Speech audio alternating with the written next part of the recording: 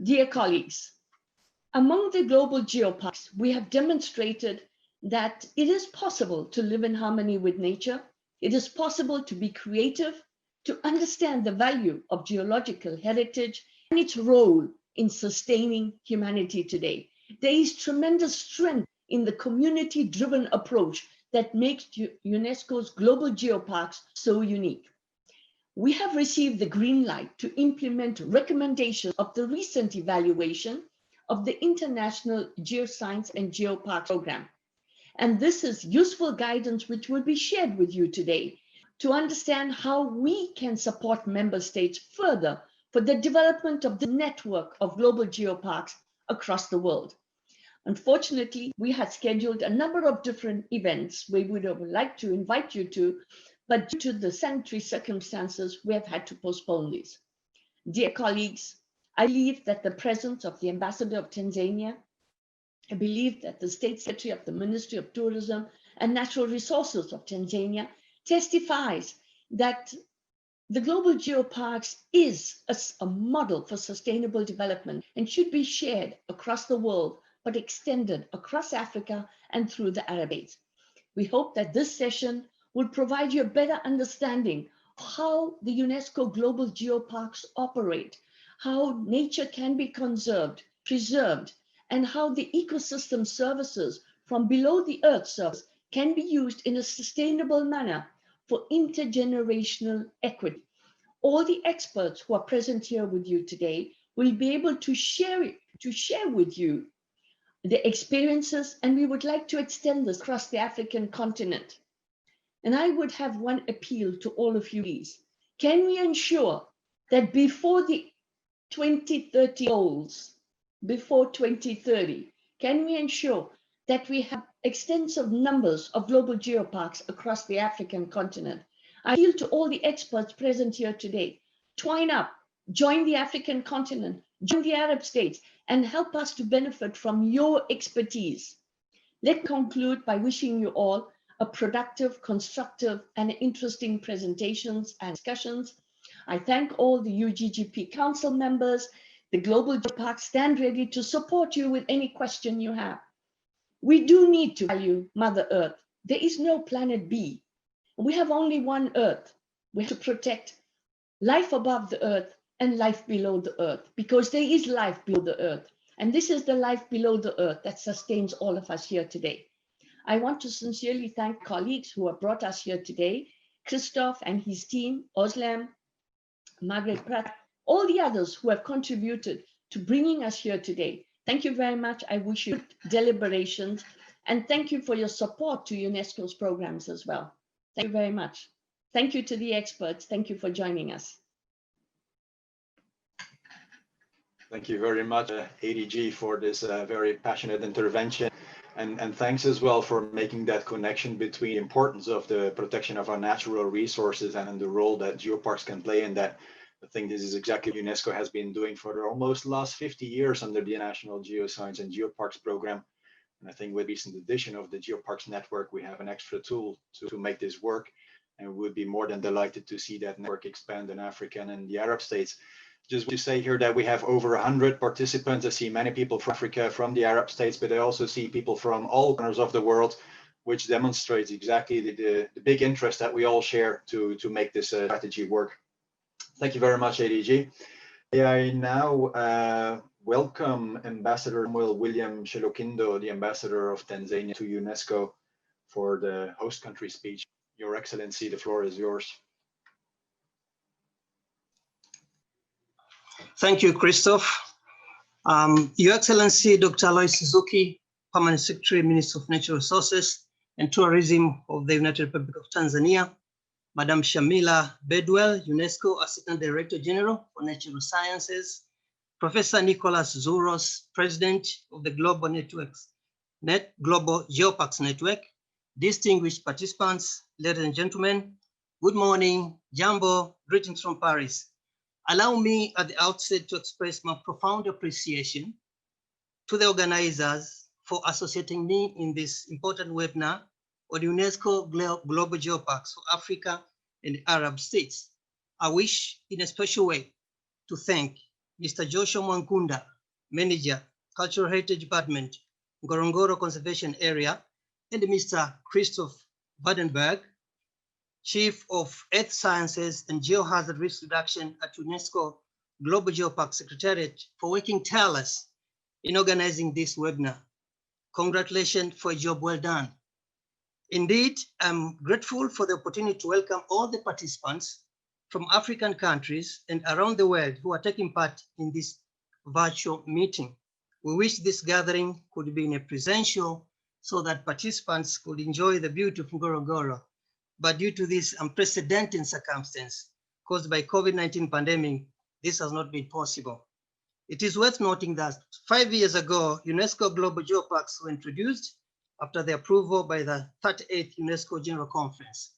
As we are gathering here today, there are about 261 UNESCO Global Geoparks within 44 member states, covering a total area of 325,179 square kilometers. Among them, 2 geoparks are in Africa. One is our very own, the Ngorongoro-Lengai UNESCO Global Geopark in Tanzania, and Ngun UNESCO Global Geopark in Morocco.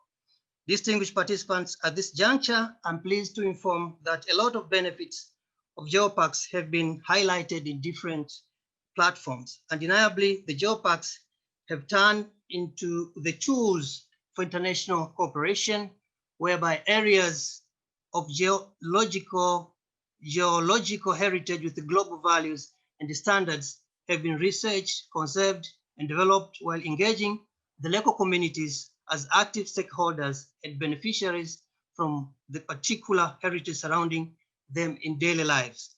However, despite these tremendous benefits, yet there is a huge gap between countries in terms of people's awareness and political will towards the significance and values of geoheritage around the globe.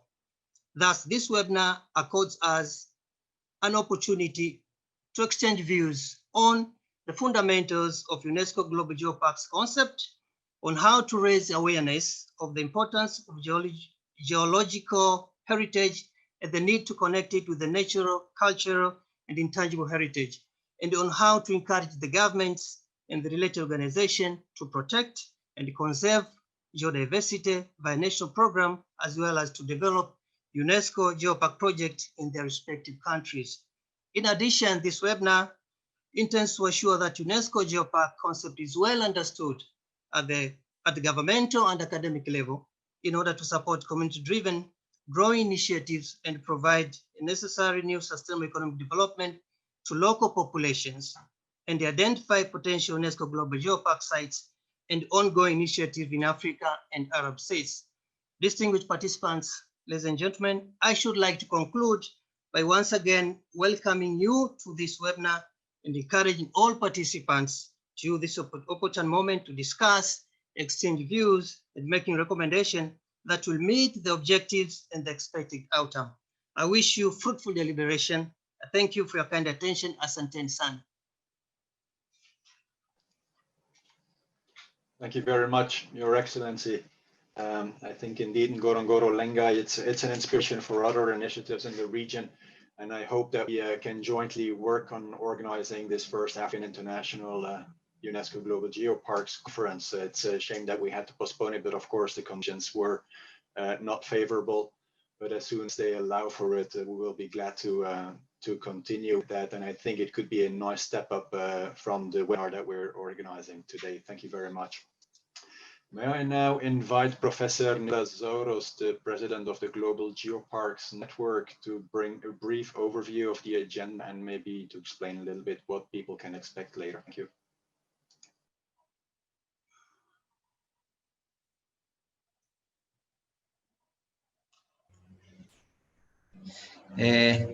Your Excellencies, distinguished guests, ladies and gentlemen, it's a great honor to greet in the name of the Global Geoparks Network this digital webinar organized by UNESCO in collaboration with Ngorongoro UNESCO Global Geopark for the spreading of the ideas of geoparks and the presentation of the UNESCO Global Geoparks program, especially for Africa and Arab states. The Global Geoparks Network has a long history of collaboration with UNESCO in various events for spreading this idea of this new UNESCO program, the UNESCO Global Geoparks. And we are very proud for this collaboration that makes possible also the organization of these digital workshops for Africa and Arab states. The Global Geoparks Network is continuously supporting UNESCO in capacity building activities to spread the idea and the knowledge regarding the UNESCO Global Geoparks in other parts of the world that are less represented within the program, which has nowadays 161 geoparks in 44 different countries. But as ADG already mentioned, is important for us to spread and to have more geoparks in Africa, because Africa is a continent with huge potential, with absolutely important geological heritage sites. And these sites should be managed in the proper way. And this is the reason why the geoparks are working towards that direction. But I would like to mention that geoparks are not just about rocks. We are using the heritage in an holistic way. We use the geological heritage sites of international importance, and we manage them in an holistic way, using and enhancing the territorial identity. And the territorial identity in different parts of the world, of course, is related with the geological background, the geological history of our planet. But of course, it also consists sites of ecological value, our ecosystems, which are vital for the survival of humans on Earth. And at the same time, the cultural identity of the local communities. We are working to protect cultural diversity. We're working to protect the cultural heritage, tangible and intangible, of the local communities all around the globe. This holistic approach that this unique program of UNESCO is bringing around the world should be shared by as many as possible of the communities, especially in Africa and Arab states. And we are working with UNESCO towards that direction through various tools. We organize courses and we invite many colleagues from Africa to join these international courses. We organize special workshops and conferences for the African countries. We support and we collaborate with our colleagues, and especially with UNESCO, for the implementation of the exchange program between staff from African aspiring geoparks to visit already existing geoparks in Europe, like the one that we had the opportunity to host in Lesbos Geopark last year, a delegation from Kenya, to receive the view in the field of how the geoparks are operating.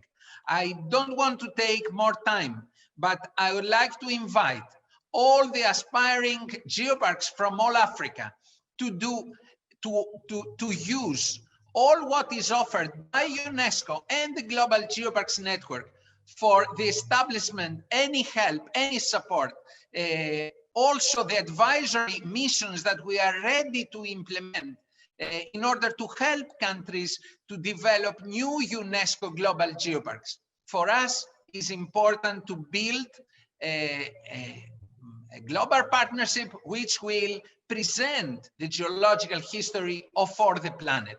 And in this history, Africa and the Arab world should not be missing.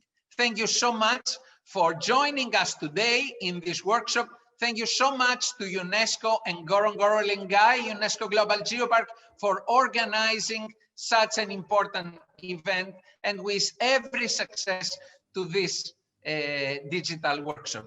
And last but not least, thank to all the colleagues and participants for giving their speech. Thank you so much.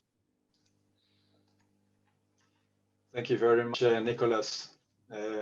Indeed, the Global Geoparks Network, you're our statutory partner under the International Geoscience and Geoparks Program. That's more than a paper commitment, I think, over the last years, and we've been working so intensively together.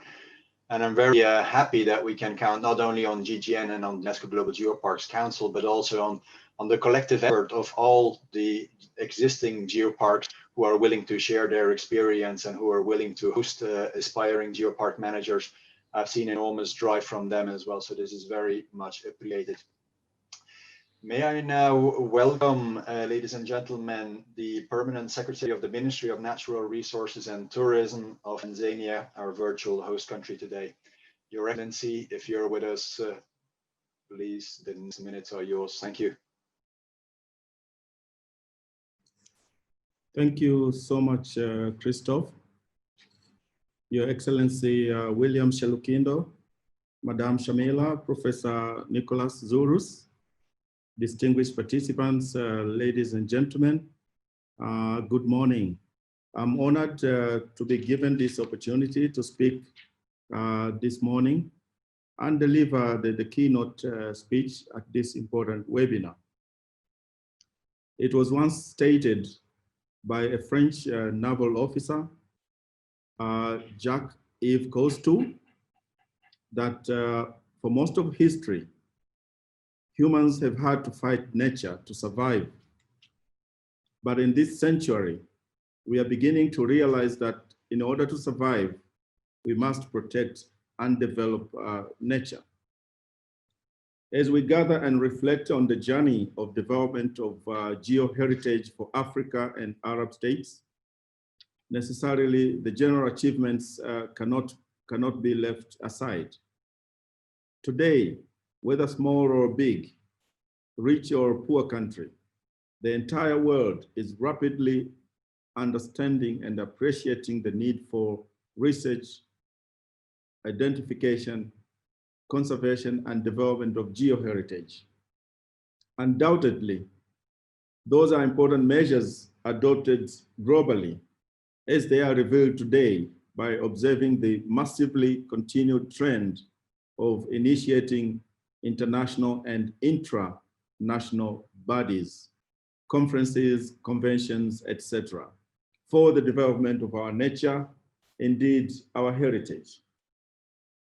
Despite the fact that the network is rapidly growing, as today 161 UNESCO Global Geoparks exist on our planet, existing in just 44 countries. In the African continent, unfortunately, only 2 geoparks from 2 countries exist. The number is not satisfactory at all, as it creates a huge gap regarding abundance of geoheritage that exists, especially in African continent. Different measures and methods are practically required for us all to plant and seed the seed of recognition to all other countries, not only in African and Arab states, but rather the whole world. Whereas we believe lots of geoheritage assets exist, but not yet recognized. As this webinar is hosted by our beautiful country, it is a revelation that Tanzania is fully committed and is in the right path, leading the way in geoconservation and general valuation of our nature. This is the reason our government, our communities, and several other stakeholders are fully delighted by the spectacular achievements attained so far, not only in conservation, rather by the way geoheritage is increasingly adding value to our nation and potentially in the entire of Africa. As I'm speaking today, in less than 2 weeks ago, Tanzania inaugurated a National Geopark Committee, which is fully committed to helping in the setting up of national goals, criteria, as well as helping in discovery and development of the new geoparks in the country. Further, the committee is obliged to conserve geological heritage, as well as tasked to increase tourist destinations in the country. No wonder, in regard to the considerable achievements, today, several communities in Tanzania are quite significantly benefiting from nature through our very own Ngorongoro-Lengai UNESCO Global Geopark.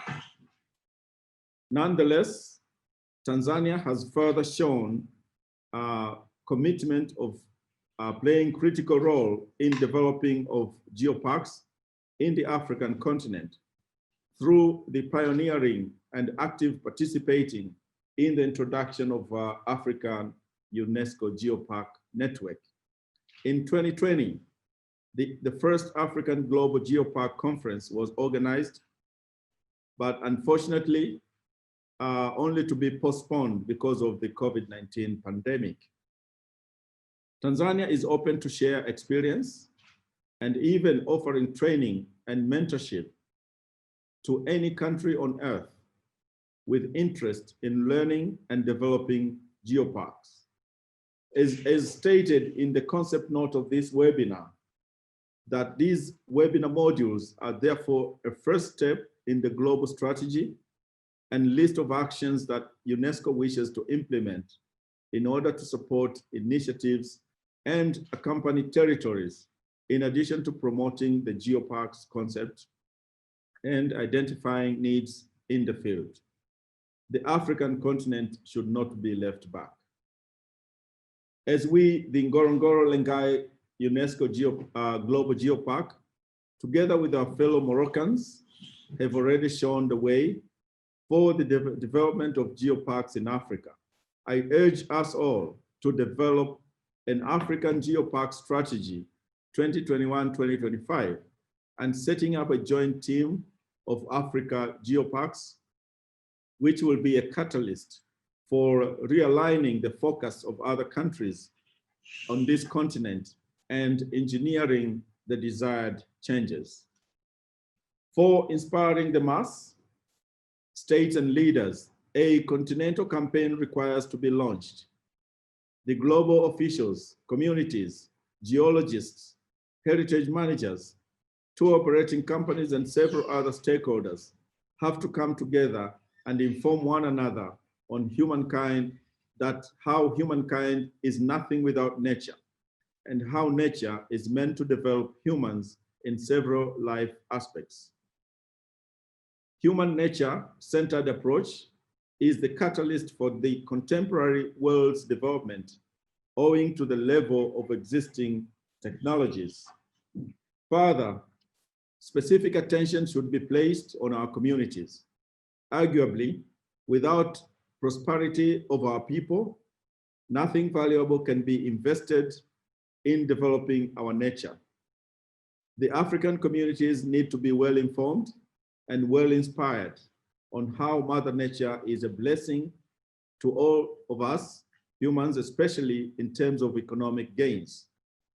It can be easily achieved by showing the success attained by the prevailing geoparks so far through achievements of some Tanzanian and Moroccan communities living in and around the existing geoparks.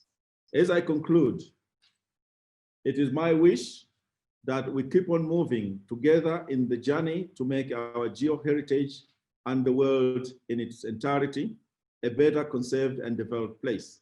Yes, you and I have to keep informing one another, support and exchanging new visions for ensuring nobody is left behind, while Africa and Arab states turn into focal points for the newly researched, discovered, conserved, and developed geoparks. I thank you so much for your attention.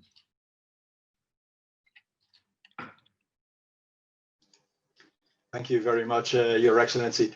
I wish to clap as well. I see the ADG clapping. If you were in a full room, everyone would be clapping.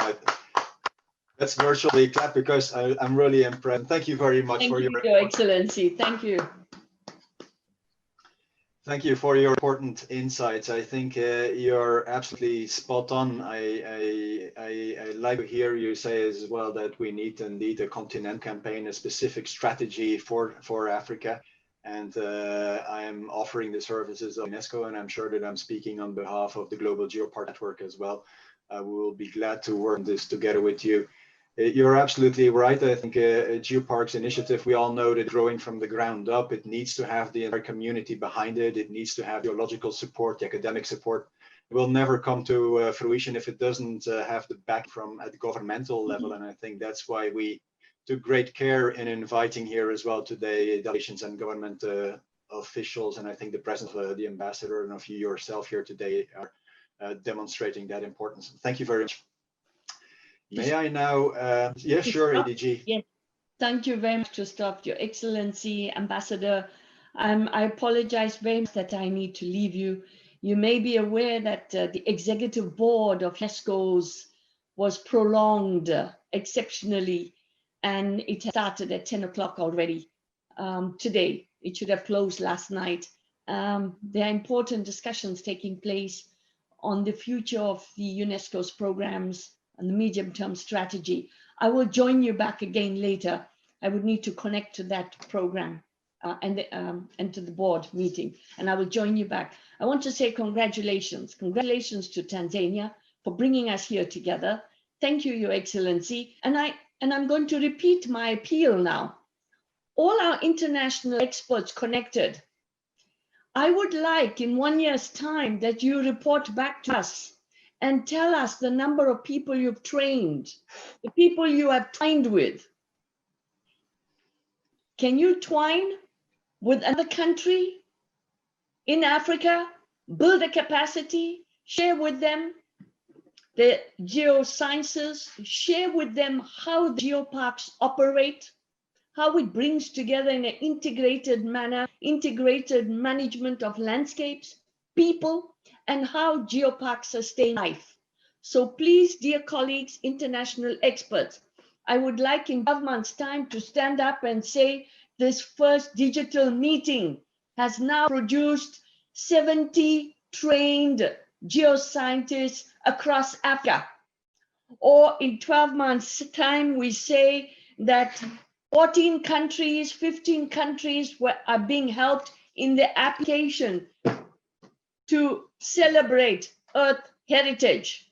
So, dear colleagues, a meeting is very good, sharing experience is good. We need you now in terms of international solidarity to join up with the African continent, to join up with the Arab continent, and to ensure that in 12 months' time, we don't come back here and talk the same language. Please, I beg you, take this appeal. Take this challenge.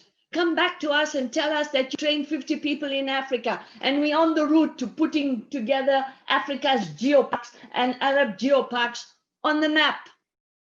Otherwise, we would have failed our future generations. We would have failed Mother Earth. So please, colleagues, as you deliberate today, your take-home message is you will join up with some of the countries in Africa. And I would like to see this. Thank you very much. And whatever support we can provide you, our Chief of Section, smiling, and his excellent team, Christophe, our Chief of Section with Oslem, the experts, Nicolas Zuros, Guy Martini, here, Margaret Patzak. Please, let's ensure in 12 months from now, we have trained 50 geoscientists in Africa. I see you smiling, Guy.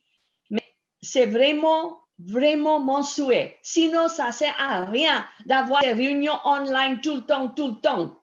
Il faut qu'on revienne avec les résultats. Je veux voir les geoparks en Afrique et en État arabe. S'il vous plaît, c'est votre vraiment devoir maintenant.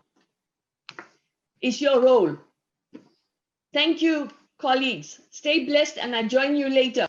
And now go to defend our medium-term strategy. Thanks. Bye-bye. Exactly. Thank you very much, ADG, and thanks for defending us there as well.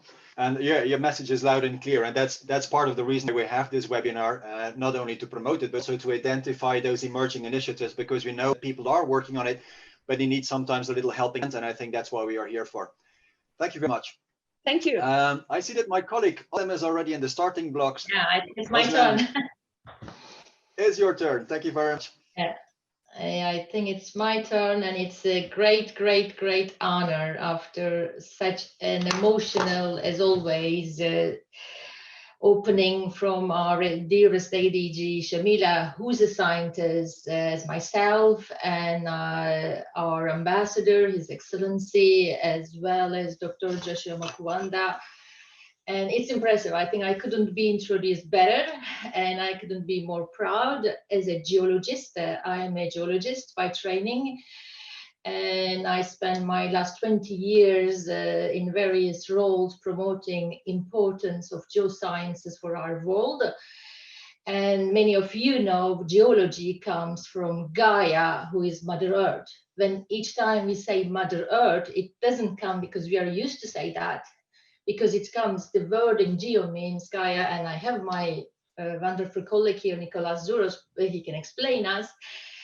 I think the Greek mythology about that, which we all grew up, then we learned. So for I'm Islam Diaman Lopez, I will just quickly share my screen. I have a brief presentation, and I think most of the very valuable information. So can you see my full screen? Yes, we can. Yes, you can. Sure. Thank you very much. So I'm going to today talk about UNESCO's contribution. So as I said, the opening speeches were wonderful. I think I'm going to explain the importance of geoparks. I'm going to explain the contribution to society again, but I'm going to show you the practical aspects. So what UNESCO does, what we all do to Earth Sciences community, and most recently Earth Heritage community, to create for sustainable Earth and sustainable societies. So this is the motto of our team. And this is our logo. So you will hopefully from now on, you will see our logo more often. You will see myself, Christoph, and our team very often. So as you can see, the picture you see is me and the geological map of the world, the globe. It was the times we were able to go to our office and organize geological conferences, and this is the day of our programs, the statutory meeting in headquarters, and you will mostly see me always with the geological map of the world, and just behind me you see Indian continent collision to Asian continent. So Christoph, you already met, he and myself, my colleague Margaret Patsack, Marie-Laure Faber, and Charlotte Besson. We are in headquarters in Paris. On the right bottom you can see our address. And we are part of the program which is mentioned. So I will give you more introduction about how the things work at UNESCO, so you can be familiar when hopefully from now on we will be working very closely together. So within the International Geoscience and Geoparks Program Secretariat. So we are in the headquarters, and we are global, and Africa and Arab states are our mandate, along with global network. So our mandate at HQ is working with all our member states, 193 member states. And we have a wonderful team of UNESCO offices in Africa, in Arab states. So this is a list of our offices. UNESCO has an extensive network around the world. And I see that we have more than 100 participants, and please come back to us, please go to our website. We have UNESCO representation wherever you are. So as my dearest ADG said, it's not going to end up with today. It's not going to be another webinar next year. So hopefully from now on, we will be working very closely with you and from HQ all time, but we have offices near you. So this is my presentation will be shared with you, of course. And we have national offices, liaisons officer, regional offices for all your level, all the levels you can reach us, and please do so. So my presentation today will explain very briefly within the UNESCO context what we do. And I mean, it has been said, importance of earth sciences, importance of earth heritage, but I think I still want to touch why UNESCO. And within the UN family, this is very important. UN is a big, big family with different agencies. I think it's very important to know why this is at UNESCO and why not in UNEP or UNDP. I think it's important for me to explain to you. And I will also very briefly explain UNESCO Global Geoparks within the context of other UNESCO designated sites, which were mentioned by ADG, Mine and Biosphere Program, and UNESCO World Heritage Sites. And I know in many countries in Africa and Arab states, you have these sites, but sadly you don't have geoparks. So hopefully within a couple of years, we will be working and we will get the geopark stage. I think it will be important for you to know the differences and the similarities and how they stand up alone and their procedures. So I'll introduce you very briefly that part. And also I will explain you what we do and in a tool level. So I think the concept will be clear after today. It will be very useful for you to know your tools to deliver that. So as I said, why UNESCO? I think it's very important why UNESCO focuses UNESCO Global Geoparks and why and how. So I will be mostly focusing on this aspect. So UNESCO, and UNESCO is United Nations Education, Science and Culture Organization. So our constitution was adopted 75 years ago on the 16th of November. It's just a couple of weeks ago we celebrated our 75th anniversary, and our constitution is adopted. So, and the main point is to cement the peace between countries, protect human rights and improve living standards. So this is UNESCO's mandate. And we were created just 2 weeks after the Second World War, created unimaginable damage to our world, our society. And UNESCO was built because, as probably you know, and the expression is, if we can't build the peace in people's mind, and we can't get the peace around. So if the war starts in people's mind, we need to develop the peace. So education and culture were considered in that time most important approach, and it was supposed to be UNESCO actually, not UNESCO. And I'll come later why the S as exactly in the middle is there and how important is that. So 75 years ago, 20 member states founded us, and their mandate was peace, human rights, and improving living standards. And today it comes global agreements. So we have UN 2030 agenda, our sustainable development goals, 17 of them aiming to improve living standard of our global citizens, along with human rights. And we have Paris Climate Agreement, again, same objectives. And we have Sendai framework for disaster risk reduction. So the mandate of 75 years ago is as valid as 75 years ago today. And along with UNESCO, it is bigger scale in the global agreements by governments, mostly agreed by most of the countries around the world, to deliver UNESCO's mandate of 75 years old. So then how we do that at UNESCO? This is a very, very compact org chart of our organization. So on the top, we have our Director General, Audrey Azoulay, and she has her management team. And as you can see, we have education, natural sciences, led by my ADG, whom you just met, social and human sciences, cultural sector, and communication and information. So we are structured within 5 sectors. And we have, of course, our Intergovernmental Oceanic Commission, with whom we work very closely from scientific point of view. We have our Category 1 centers. These centers are hosted by their countries and located in their countries, but they are delivering UNESCO's mandates globally in their countries. And as you can see on the bottom, we have UNESCO offices. I mentioned already our different regions, and today's webinar is targeting Africa and Arab states, but we have very extensive Asia Pacific, Europe, North America, and Latin America, Caribbean field offices. I have wonderful colleagues. They are on the field and they're helping aspiring geoparks, new initiatives on the field. next to each other while we are at headquarters supporting them, giving them tools. So this is our big picture, and my team sits in the natural sciences sector within this organizational chart. I think it's important for you in the next steps. Hopefully you will be working more with UNESCO. It could be education or culture sector, and then you can find useful. And as you can see in the middle of this org chart, we have priority Africa and external relationships.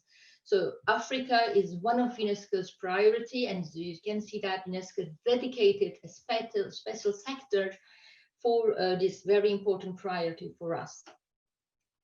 So UNESCO, again, we said sustainable development goals, and everything starts with education. So a couple of years ago, globally, we were talking about increasing number of literacy. I think we made extensive progresses on that in some countries, but we still have a room for improvement. And we were nearly seeing the end of the tunnel, that we are getting in good numbers of literacy, but this COVID-19 pandemic happened, and then importance of education and equality of education in all member states became even more important. And education is the crucial point of our sustainable development, and distinguished speakers explained before me importance of our world, our globe, and how to get that. This is UNESCO's #1 priority, and we have extensive programs on that. Women. So all these aspects from education level to other level, women is the half of our population and there. But women still needs extensive attention to get her role in the society. And this in context, UNESCO's one of the other priority, along with Africa priority, we have gender equality. And we have extensive programs and projects, and we are making our best to improve this level of equality between genders. And culture, as we all know, culture is the very important part of peace building. And we visit UNESCO designated sites, we visit World Heritage sites, we meet around cultural events. So culture gets us together. When we understand each other's culture, we create peaceful societies. So UNESCO dedicates an extensive team projects for culture, which is crucial for the peace building, which is our main goal. And natural resources. So this is already mentioned by previous distinguished delegation speakers. Everything comes from nature. So if we don't have natural resources, we wouldn't be able to survive, and we wouldn't be able to do any of the above or later explanations. So, and UNESCO for nearly 50 years, which I will explain you, focuses on this topic. Indigenous communities. So if we don't know our traditions, if we don't know our past, we can't pass this to the next generations.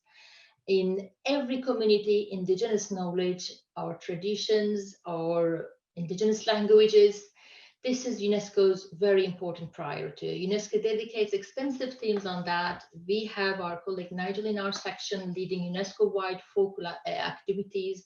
So we extensively work on indigenous people within UNESCO programs. And climate change. So is there any day in a newsletter or newspapers or television that you don't see the effects of climate change? Changing our lives, affecting our future. Again, UNESCO has extensive projects on this aspect, from mitigation to adaptation of climate change. And geological hazards. So in Africa, how many volcanoes we have, and Africa Rift Zone is located in an active tectonic area. Globally, how many geological hazards we have. So UNESCO works on this aspect, education people, early warning systems, and understanding the Earth systems so that we can adapt our cities for sustainable living in these environments facing the geological hazards.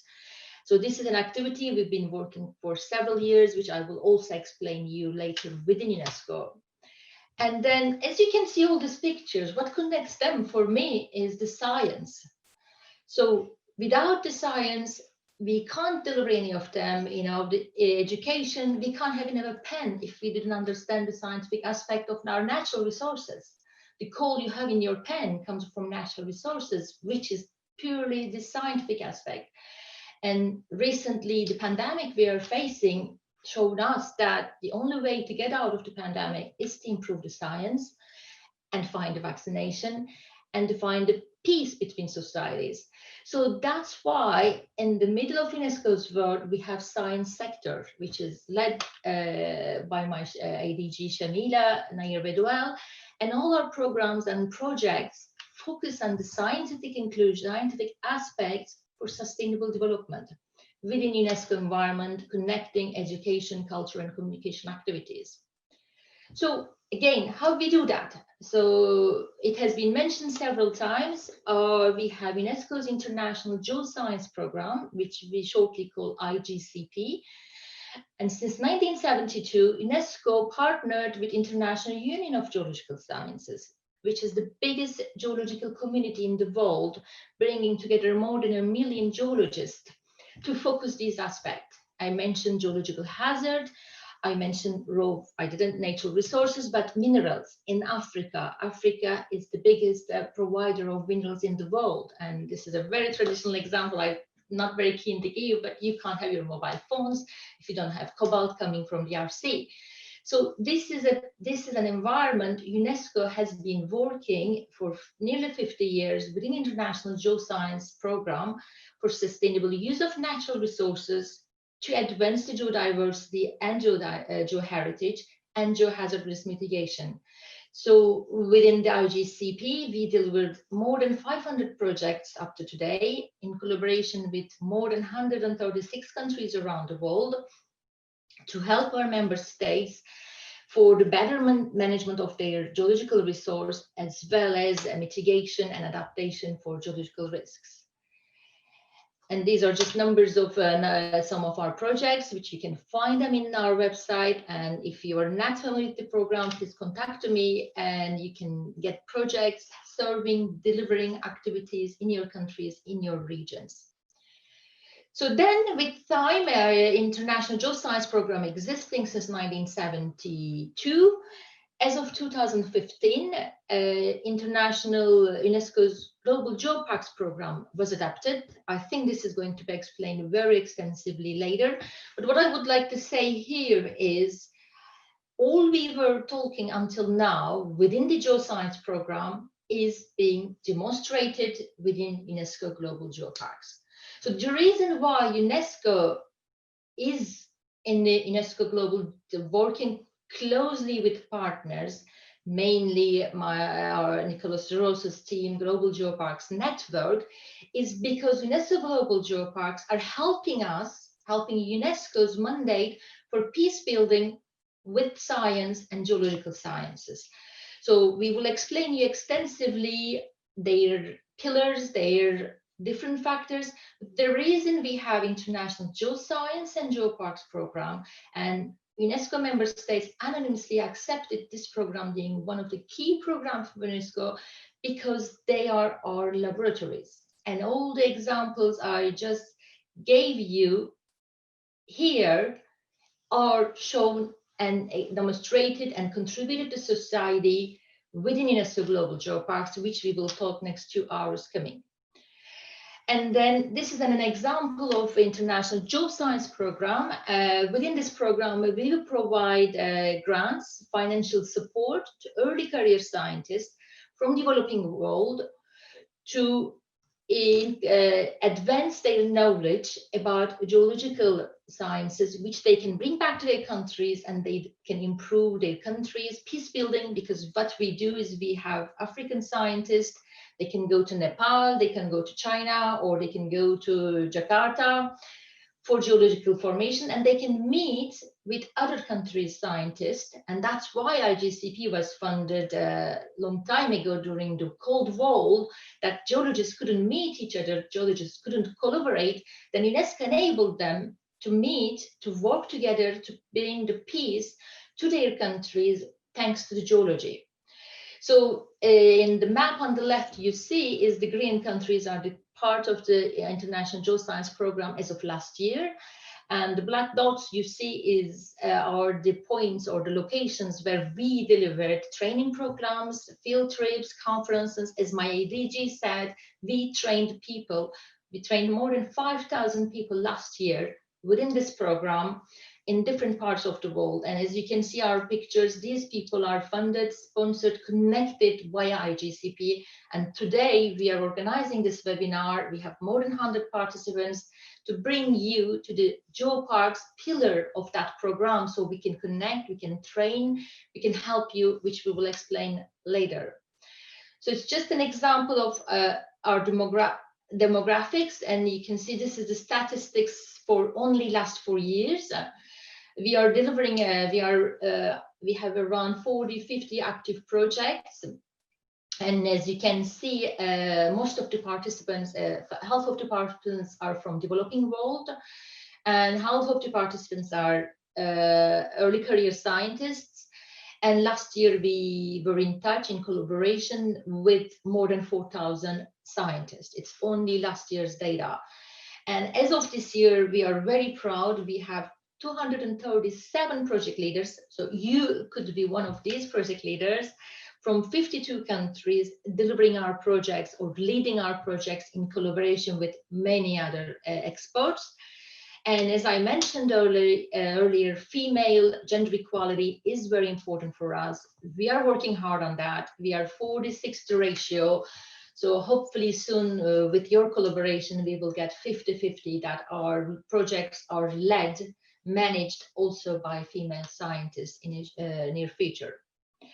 So this is what we do scientifically from geological point of view. We focus on the geosciences research and capacity building. But as you know, UNESCO is much wider and bigger than that. And coming back to our mandate on peace building, UNESCO uses different tools. So another set of tools we use is UNESCO designated sites. So these very precious designations from UNESCO around the world, they deliver peace building.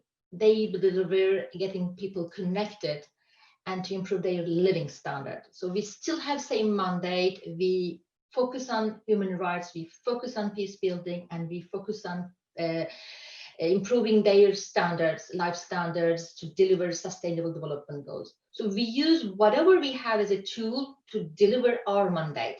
And these three very precious designations of UNESCO, UNESCO World Heritage Sites, Biosphere Reserves, and lastly, and the youngest program of UNESCO, UNESCO Global Geoparks, are the set of our sets, which we mentioned and which we are very proud within UNESCO family. So I'll briefly explain their uniqueness, their main approach, so you can see in the niche feature the connections with the sites in your countries. So UNESCO World Heritage Site, I think this is the most known part of UNESCO, and they have outstanding universal value. So you can see on my pictures, these are from Tanzania. We have Kilimanjaro on the left, and we have Zanzibar Island, Stone Village on the right. So these are recognized by World Heritage Committee as outstanding universal value. So they are unique. They have outstanding universal value, and they are recognized by UN Convention. And sadly, and very importantly, only 8% of these sites are connected to the nature and planet Earth. So majority of these sites are cultural sites. I was lucky enough to show you Kilimanjaro volcano as a volcanologist as a natural site of World Heritage Sites, but that's a point to explain the connection and importance of our geoparks, that only 8% of World Heritage list focuses on planet Earth and Earth heritage. So you can see in Africa, we have a good network of World Heritage Sites. We have 145 World Heritage Sites in Africa in 35 countries. So our second designation is UNESCO Biosphere Reserves. We are in the same team, so Earth and Ecological Sciences Division of UNESCO, and my director is the secretary of this program, Dr. Miguel Kuznar-Goth. So Dr. Miguel Kuznar-Goth and his team focus on UNESCO Biosphere Reserves under Man and Biosphere program. In Africa, we have an extensive network, and we have Africa Network, very powerful, led by Dr. Noeline Randayeva, and working very extensively projects in Africa. So these sites focus on the biological diversity, conservation of biodiversity, reducing loss of biodiversity, and protect mostly our fauna and flora. Of course, these sites, of course, these areas are connected with Earth, but their educational programs, their development programs really come around biology as a science. We cannot disconnect them, but their main focus is the testing interdisciplinary approaches to understand and manage changes and interactions between social and ecological systems. So they've been developed for this purpose, for looking after biological diversity, ecosystem conservation, which I will explain we at UNESCO Global Geoparks do, but they came with really this specific focus. And you can see some examples or new designations of biosphere reserves from Africa. So our third UNESCO designated sites, UNESCO Global Geoparks. This has been explained by keynote speaker perfectly by Dr. Joshua Milkwan, the importance, and my DG and our ambassador, but what really they are, if you want to take homework from these lectures, and within UNESCO designated sites concept, what are UNESCO Global Geoparks really? These are most recent UNESCO site designations. UNESCO recognized them in 2015, even though UNESCO was working with Global Geoparks Network since 2000 as a partner, as a collaborator, but UNESCO General Conferences adopted them in 2015. And as said, it is looking Earth heritage. We are working on World Earth heritage understanding, conservation, and transfer to next generation. And they are single unified areas. This will be coming very often to you. These are one single covered areas. These are not dotted areas connected at all.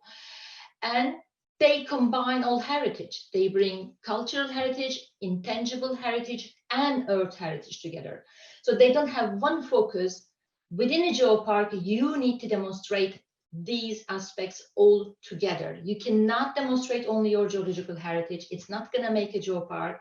A geopark is bringing all your heritage together. And they do educational activities. This is UNESCO's mandate. So we educate our children about our Earth heritage. They need to show that. And they need to show how they're working to hand over our world to our young children, our next generation, with sustainable usage of our natural resources. Climate change, they need to show how they are working towards climate change adaptation and mitigation.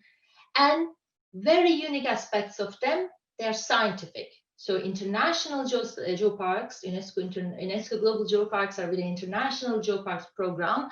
They are evaluated and they are reviewed by scientific experts. So you will meet hopefully in a couple of years with our scientific experts coming and evaluating your sites. And they have to show a sustainable management plan. So they have a management plan and they are managed by local communities, local people. So the management by bottom-up approach, which says local communities should be involved in the management plans and they should create jobs. So this is where we are coming. You know, since the beginning, we are saying improving living standards of the citizens, we create jobs. So a geopark brings all these aspects together at the end, bringing jobs for the local citizens, local people living there. So in a nutshell, we have 161 in 44 member states, as it was said before. Our main priority is Earth heritage. Using our heritage, we increase the visibility of the area. We create geotourism, we bring people to your area, and we make local communities proud of their area. So local communities, local citizens, the people who live in their area have the visibility of their region, they know their geology, and they are proudly presenting that. You will see, hopefully, we will bring you to existing geoparks. My one of best examples, if you go to Lesbos Island, you will see on the streets, children will be explaining you dikes and volcanic formations. 11 years old, 12 years old child explaining you the importance of the geology in his village. This is what we make, because he's proud of his region and he explains tourists his geopark. And very small, short comparison. So World Heritage Sites are UN Convention and intergovernmental, and Man and Biosphere Program intergovernmental, managed by UNESCO, not UN Convention. International UNESCO Global Geoparks are international program and managed by in collaboration with Global Geoparks Network. Christoph said this before, GGN is our partner. So we do not deliver UNESCO Global Geoparks mandate without GGN. Is a founding partner with us, and in our steps we work with GGN to deliver, GGN who formed by the experts to deliver our program. The main focus, as we said, cultural and natural heritage conservation and protection of outstanding universal value for World Heritage. For Man and Biosphere Program, reduce loss of biodiversity and address its ecological, social, and economic aspects, mainly from research and capacity building point of view. And from our side, I just explained you our big picture, sustainable management of Earth heritage, from natural resources to intangible heritage, all combined together. And evaluation, hopefully in a couple of years you will come that stage. It's very critical. World Heritage Sites are evaluated by an independent organization called IUCN ICOMOS. They have periodic reviews. Man and Biosphere Reserve Program is evaluated by MAP International Coordinating Council and the advisory committee, and they have every 10 years periodic review. Whereas for UNESCO Global Geoparks, when you do your application, IUGS, our partner for geological sciences, will do a desktop study, and experts will come and visit your sites on the site. And the numbers, so we have 145 in 35 countries in Africa World Heritage Sites, 85 biosphere reserves in 31 countries, I think, which is impressive. It shows that this program established 1971. They will celebrate their 50th anniversary next year, and they have really extensive network. And we, very young program of UNESCO Global Geoparks, we have only 2 in 2 countries. And that's why we are with you together. And that's why my ADG is asking us to work together, hopefully increase these numbers. So again, I'm summing up quickly why, as I said in the beginning, UNESCO is working in earth sciences, why UNESCO Science and Earth Sciences for sustainable societies and peace building, bringing all these aspects we talked already to deliver UN Sustainable Development Goals, Paris Climate Agreement. And I will now shortly touch on that in close collaboration with our national commissions. So what we do, I think now the concept, we made a good introduction. I know Dr. Guy Martini and Asia Hilaro and distinguished the speakers will explain you the concept and the uniqueness of areas, but what we do. And our statutes and guidelines says our responsibility is to support capability building activities for aspiring geoparks. So this is what we are doing, and today, and we will do coming years with you. We work with Global Geoparks Network. We work with UNESCO National Commissions. I don't know how many of UNESCO National Commissions from Africa and Arab states joining us together. We work with them, and if national commissions don't feel ready and informed about the concept, please do contact us. We are developing a video series to explain the role and importance of national commissions. So I know globally that this is very important on the stage, national commissions involvement and understanding, and geoparks national committees. So this comes slightly later when the countries have a good knowledge of the concept or they have already geoparks, and we work with them, and we really welcome aspiring geoparks to connect with their national commissions and the geopark national committees of other countries. So from governmental approach, from national commissions approach, you will see, you will learn very quickly.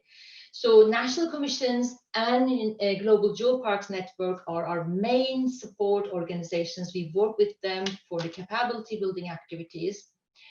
And what we do, so this is the stakeholders of our program. We have field offices on the top left. I said, this is very important. Please do contact your field offices.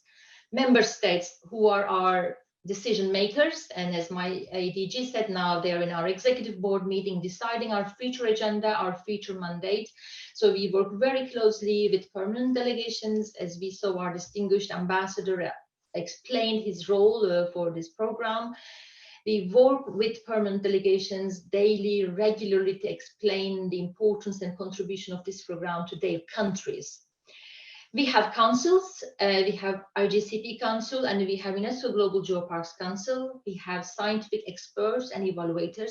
So at headquarters, we work regularly with them for the evaluation and development aspects of geoparks. Of course, I mentioned IUGS and GGN are our main collaborators. And on the left, you will see this is the scientific community, IGCP project leaders, as I mentioned, 257 of them, scientists delivering our Earth Sciences projects, which will help build up the geoparks, aspiring geoparks, and 161 UNESCO Global Geoparks. So at headquarters, our team, and in collaboration with our field offices, these are the people and stakeholders we work regularly. And Professor Zouros will explain, we, in collaboration with GGN, and as you can see on the bottom, with national commissions, we provide educational capacity development activities. GGN delivers us on our behalf, and they are our delivery partners, they are our brain, and the levels increase. Actually, we have beginner level programs which are really original. So today we could be in Ngorongoro and we could do introduction, but we are doing virtually. So regional workshops is the ones we are just doing in an introduction level, explaining you the concept.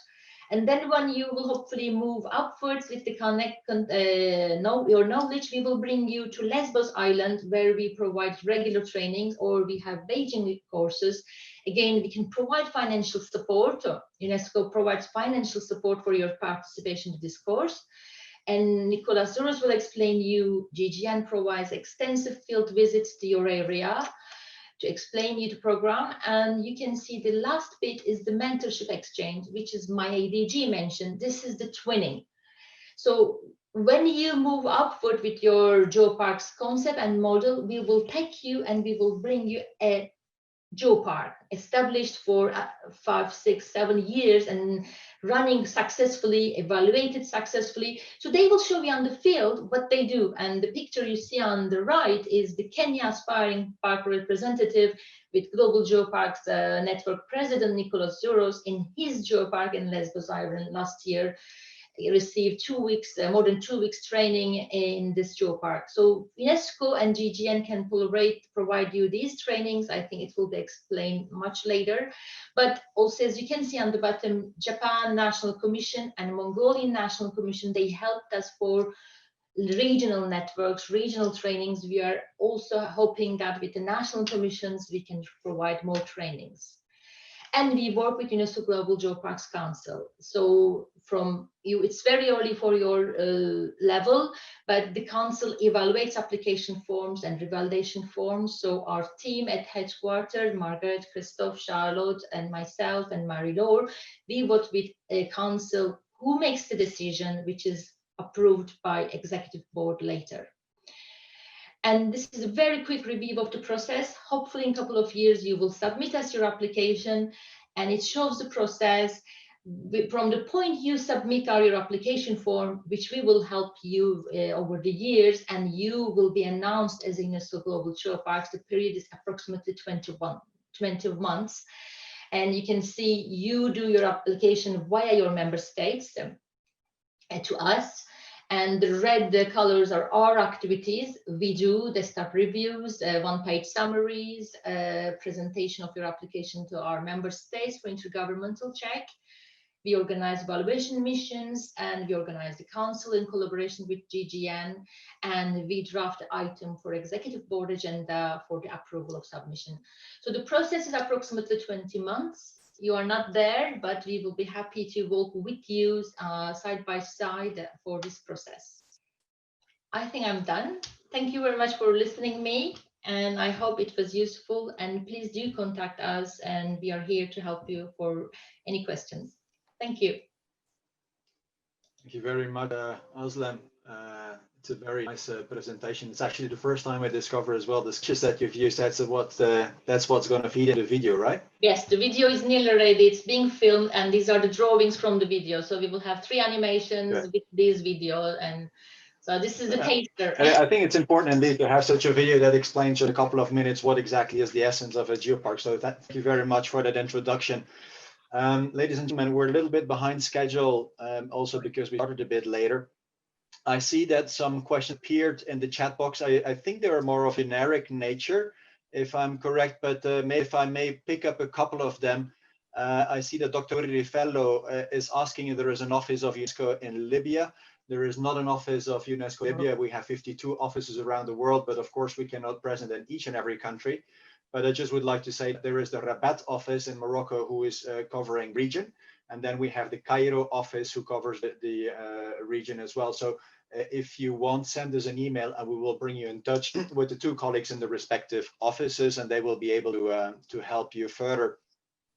I also like to mention here Sarah from Magma Geopark. See that she's offering help as well, mentioning that Geoparks can contact her, and that's very kind. I think to do it in an orderly manner, it would happen through UNESCO. We do have a twinning program. We have the mentorship and knowledge exchange program together with GGN.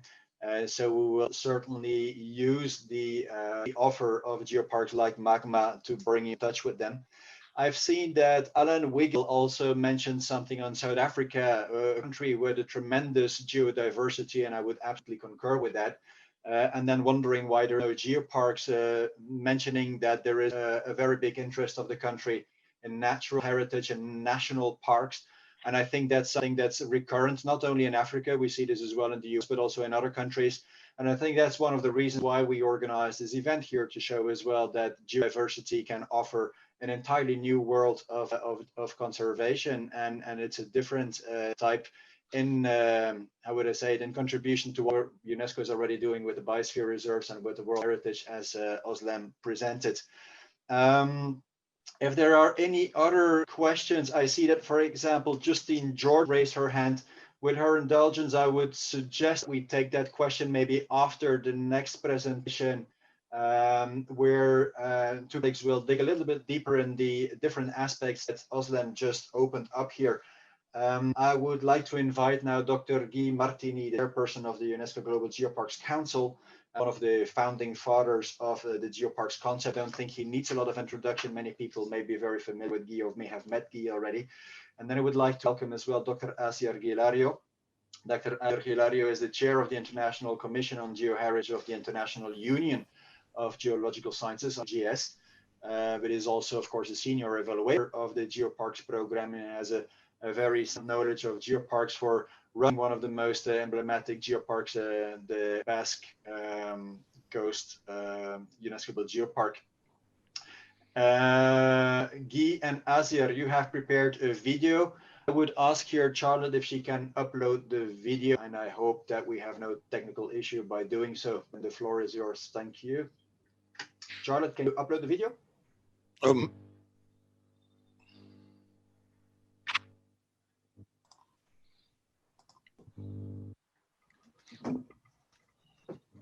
Dear colleagues, I would like to start this presentation, which we are doing together with my colleague Asier Hilario, by going back a little bit to the UNESCO Geopark concept, and thus in a very simple way. Sound has to go up. As you have already understood above all, a UNESCO Geopark is a territory we must have a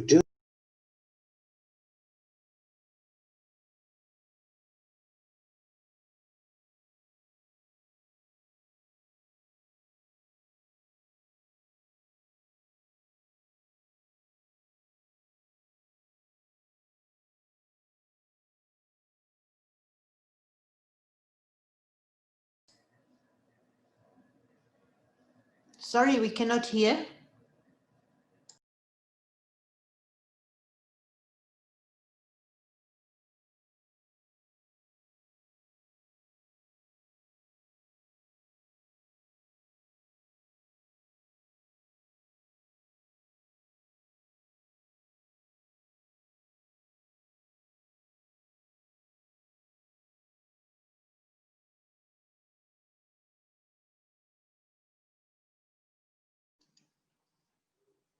Charlotte, you will have to stop the video. I think the sound doesn't come through. There is no sound.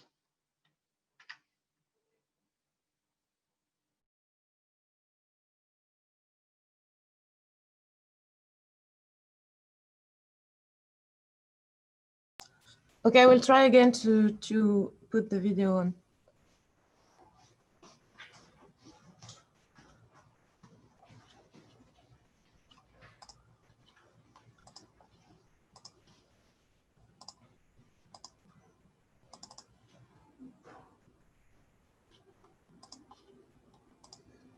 A geopark must take into account its intangible heritage, which is, without any doubt, the most endangered heritage in the world. Traditional know-how, local languages, tales, legends, cosmogonies, and much more.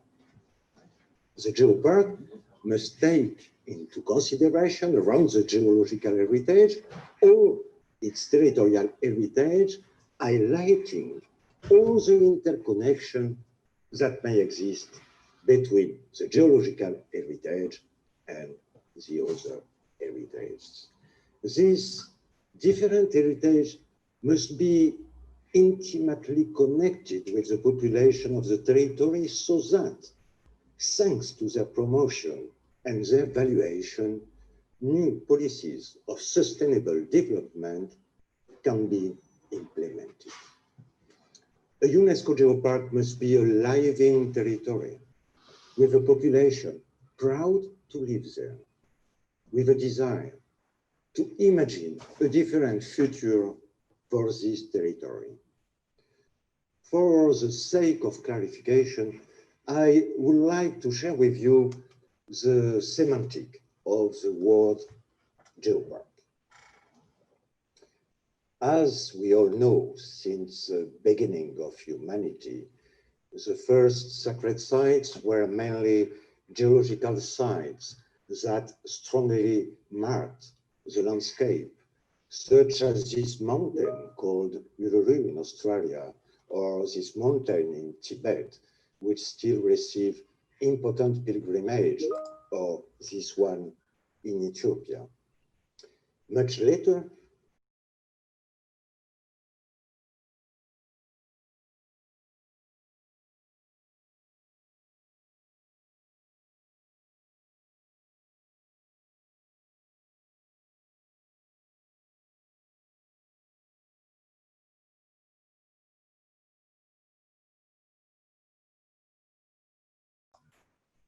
years old.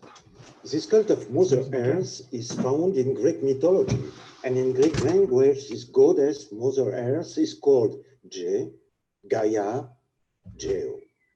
From the geo prefix, other words have been developed over the time. Geometry, the measure of the earth. Geography, the description of the earth. Geomorphology, the form, the shape of the earth. And geology, the study of the earth.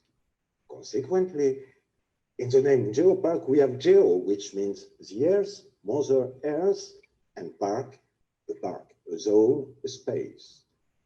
Therefore, conceptually, etymologically, and practically, a geopark is absolutely not a geological park, as it is not an open-air geological museum. With this definition that we have now in common, I would like to invite you to explore in more details some fundamental aspects of UNESCO geoparks. Dear colleagues, dear friends, it is a pleasure for me to share with you some basic ideas and good experiences about the UNESCO Global Geoparks. We are living in a very beautiful planet. After millions of years of natural evolution and after thousands of years of cultural evolution, humans have adapted to live together in this planet. But I would say that things have changed dramatically in the last decades. World population has increased very fast, and up to now, we are 7.7 billion inhabitants on Earth, and more than 50% of the people live in big cities where globalization is the main trend. I would say that cities from different parts of the world and citizens from different parts of the world look more and more the same. We are losing authenticity, and somehow we are losing our original identity. And if you permit me, I would also say that we are losing connection. And this is something very important. We are losing connection with our Mother Earth. And geoparks can really help reconnecting us with our Mother Earth. That is why I think that UNESCO Global Geoparks can really function like lighthouses for a better future in the planet. I think that we can do that because we have something very important. We have something unique. We have the memory of the Earth. Our planet is 4.6 billion years old. And some of the most important chapters of this unbelievable story have been written in the rocks and the landscapes of our geoparks, of our territories. They are part of one of the most important, exciting encyclopedias that have been ever written, which is the history of the Earth. 100 million years. A scale of time so vast that most of us cannot conceive its actual magnitude. But geologists try. They scrutinize the landscape and analyze every rock fragment in an attempt to understand how we got here and what the planet looked like long before humans made their very recent entry into evolutionary history. For example, we can have unbelievable paleontological sites where fossils are going to tell us about the evolution of life. We can find huge dinosaurs.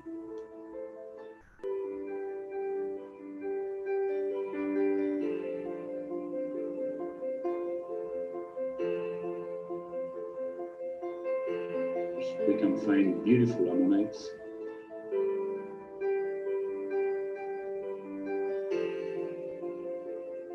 Or even we can find some of the most important paleoanthropological sites that tell us about where we come from and therefore how we can evolve in the future. Olduvai Gorge is a world-famous archaeological location in Tanzania, East Africa, and it is widely regarded as the cradle of mankind. It is one of the most important prehistoric sites in the world. Olduvai Gorge carries some of the oldest evidence of the remains of the earliest humans. It is here where Mary and Louis Leakey unearthed the first well-dated artifacts and fossils of the earliest humans, including Zinjanthropus skull, early stone tools, Homo erectus, and the larger-brained hominin that preceded the earliest modern humans. Paleontological sites tell us also about the 5 big mass extinctions that happened on Earth history. Ecologists are already telling us that we are living in the 6th big mass extinction. And it is very important for us to understand what happened in the past, to know how we need to behave now in the present and in the future in order to avoid this 6th big mass extinction. Climate change. Climate change is one of the most important challenges that we will have to face in the future. And we will have to do it together. There is no other way. But it is absolutely necessary that we need to understand the real importance and the real relevance of climate change. And for that, we need to understand how the system works and how the climate has been working all along Earth history. In our geoparks, we have geological sites where we can read very well how the climate has been evolving in the last thousands of years or even in the last millions of years. We have sites where we can get very, very valuable information about some of the most important warming events on Earth history. We can learn about the consequences that happened a lot of years ago, and then we can adapt those consequences to the ones that we are expecting now for the next decades.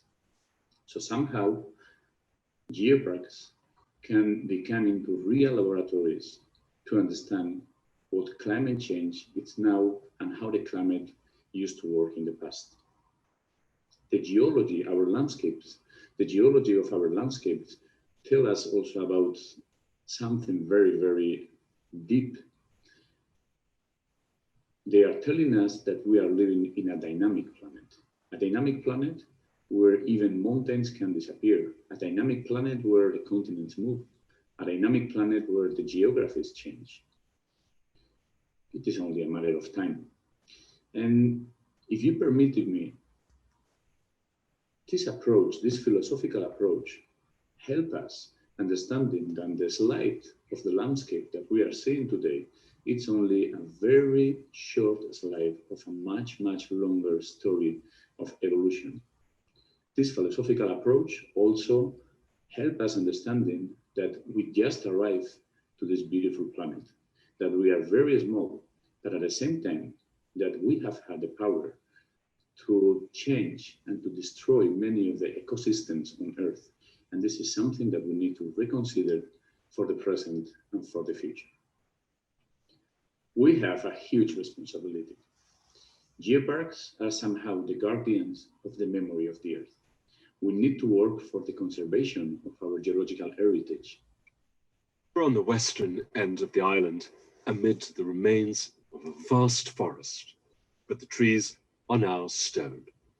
It is one of the world's great petrified forests. An ancient volcano covered them in ash. Now, 20 million years later, you can still see their leaves, bark, and tissues. We need to work for the conservation of our geological heritage, of our natural heritage, of our cultural identity. That geoparks do not have any legal status to work for the protection of this geological heritage, but we have something more important. We have the people. Our strategy is to connect local people with their geological heritage and to make them feel that this geological heritage belongs to them and it's part of a much, much wider heritage that it's distributed in all the planet. Our strategy is to put the geological heritage, the natural heritage, and the cultural heritage in the center of a development strategy of our territories.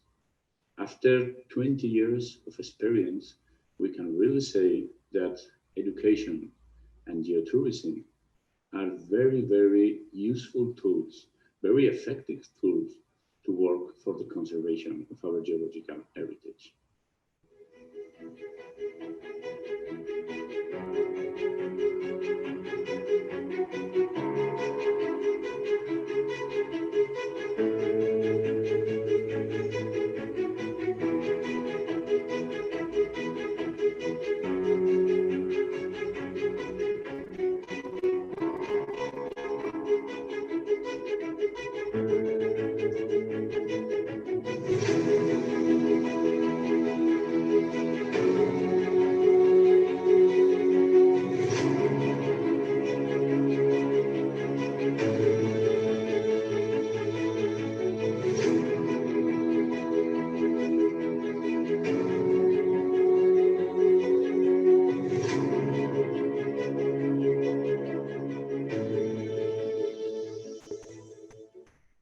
Education is one of our main tools for resilience.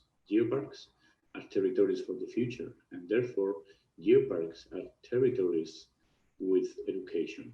Education is one of the main pillars of any development strategy in any geopark in the world. We have beautiful geoschools in different geoparks, in different countries, in different cultures.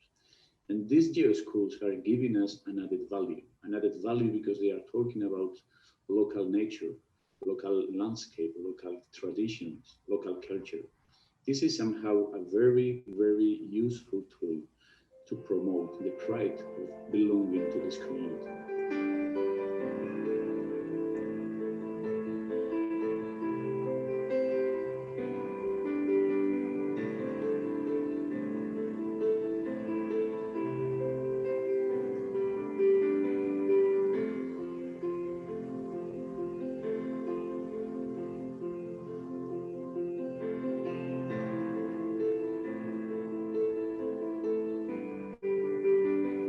geoschools are giving us also an added value because since the beginning they work with the sustainable development goals.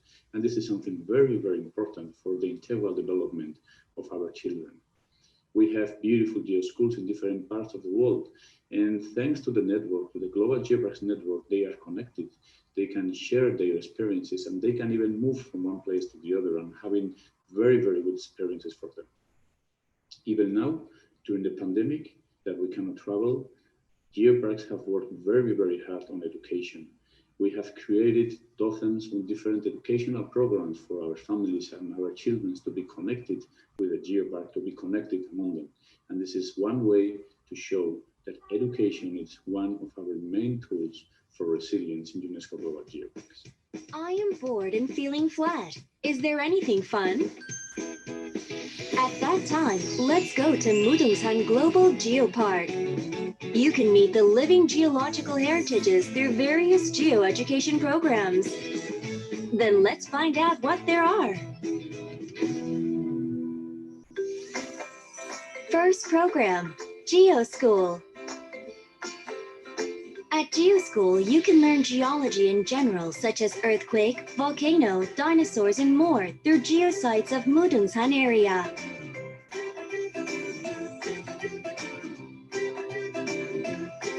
Students from elementary school, 3rd grade to 6th grade can participate.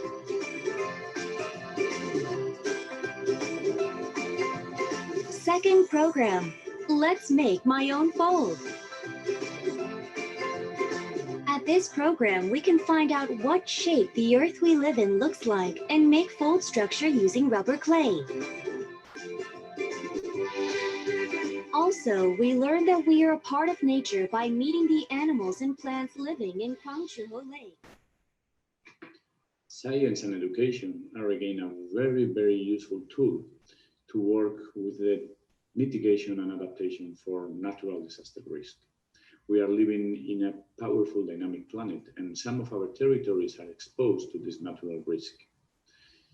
Some of them are related to climate change, but some of them are not. We are talking about volcanic eruptions or earthquakes or landslides, for example. And in most of the cases, there is nothing we can do to avoid them, but there is much we can do to mitigate their effects.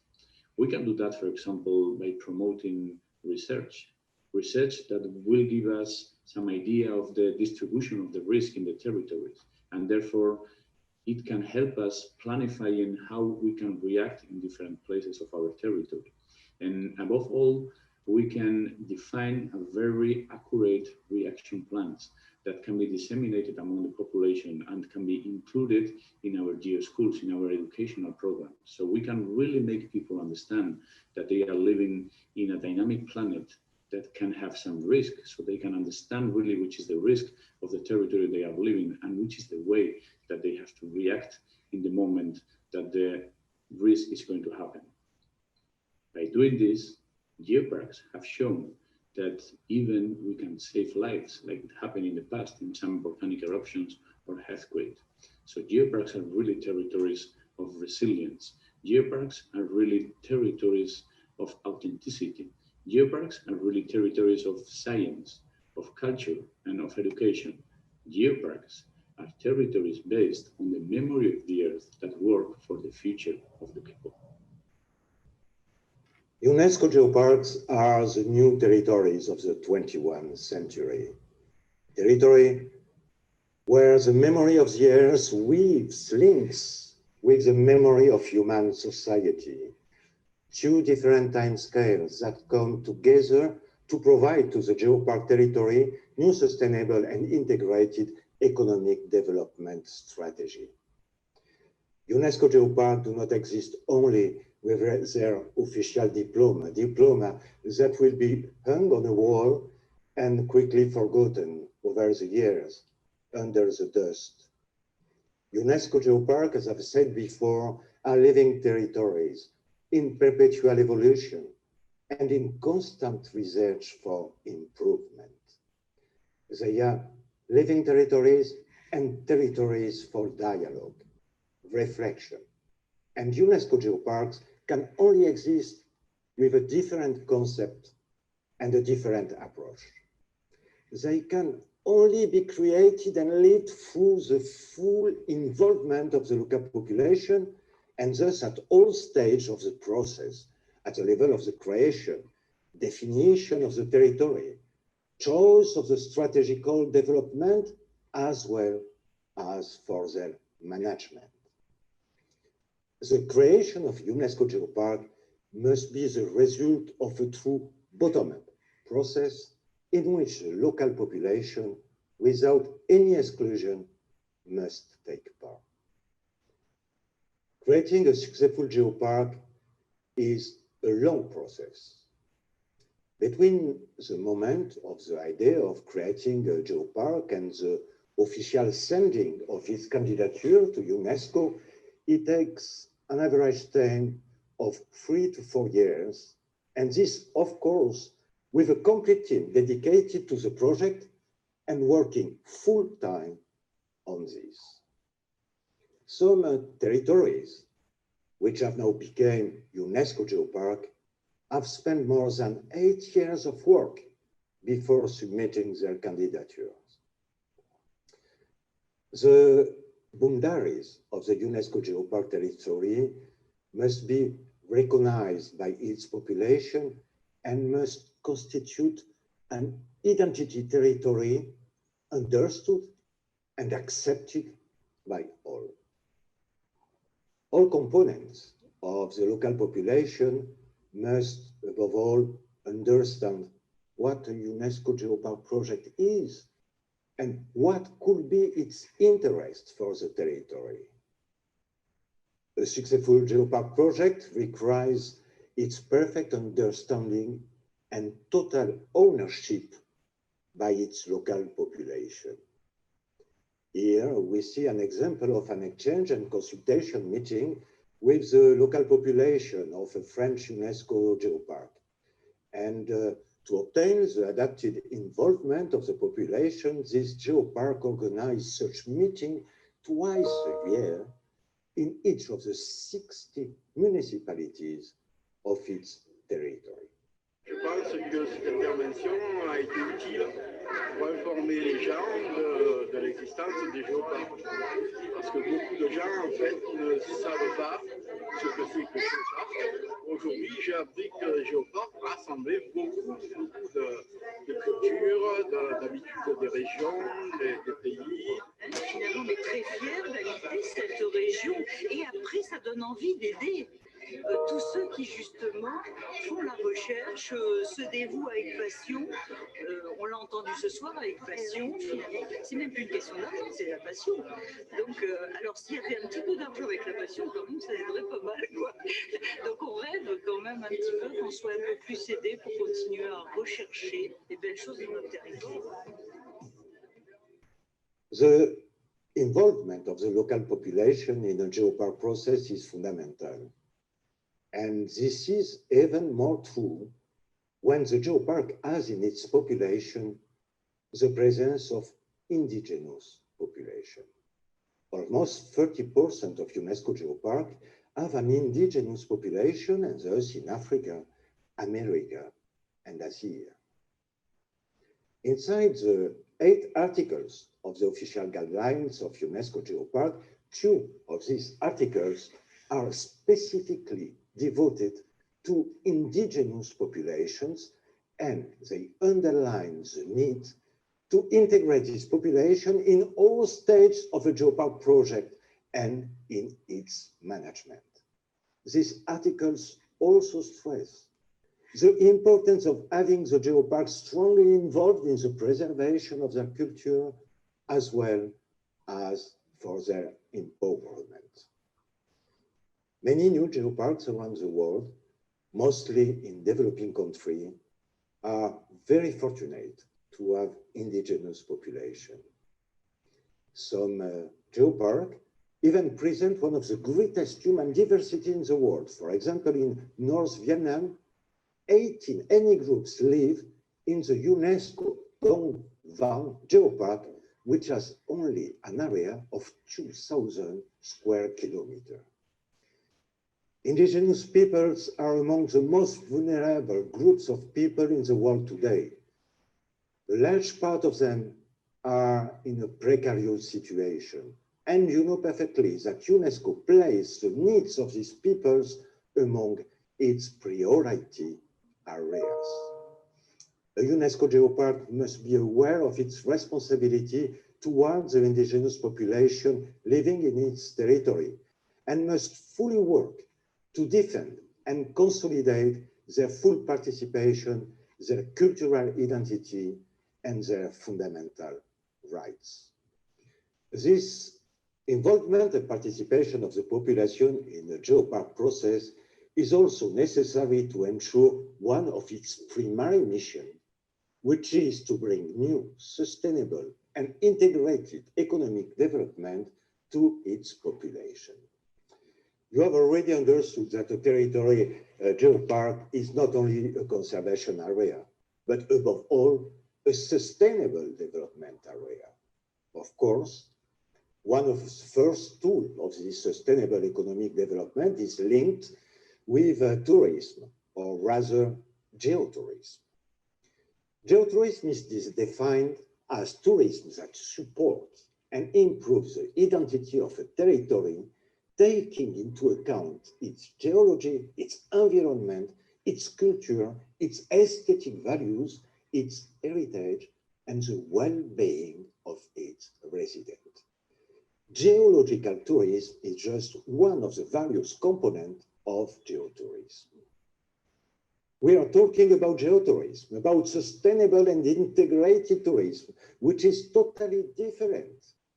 And I would like to say opposed to what is a destructive mass tourism, which is unsustainable, as it was unfortunately been demonstrated in the past, and once again, dramatically during this COVID epidemic.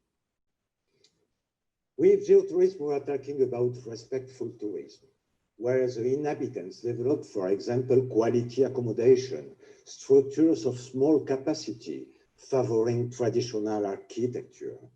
A tourism where the inhabitants, through ambassadors of the geopark, are trained as guides and share with tourists not only their knowledge, but also their culture, their know-how, their traditions. Thus, visitors will be able to enjoy a unique experience in the geopark, a real journey through time and space, through the time of the years and that of human societies. But tourism, or rather geotourism, is fortunately not the only economic development tool of a geopark. Some territories are not suitable for receiving tourists for many reasons. Reasons of lack of equipment, access difficulties, or protection needs. In this case, it is therefore necessary to develop alternatives so that these territories can benefit from appropriate sustainable economical development. One of the important strategies developed by Geopark is the enhancement and promotion of local products. These local products, selected on the basis of quality criteria established by the Geopark, benefit from the Geopark image and can acquire high added value, such as a new geographical distribution.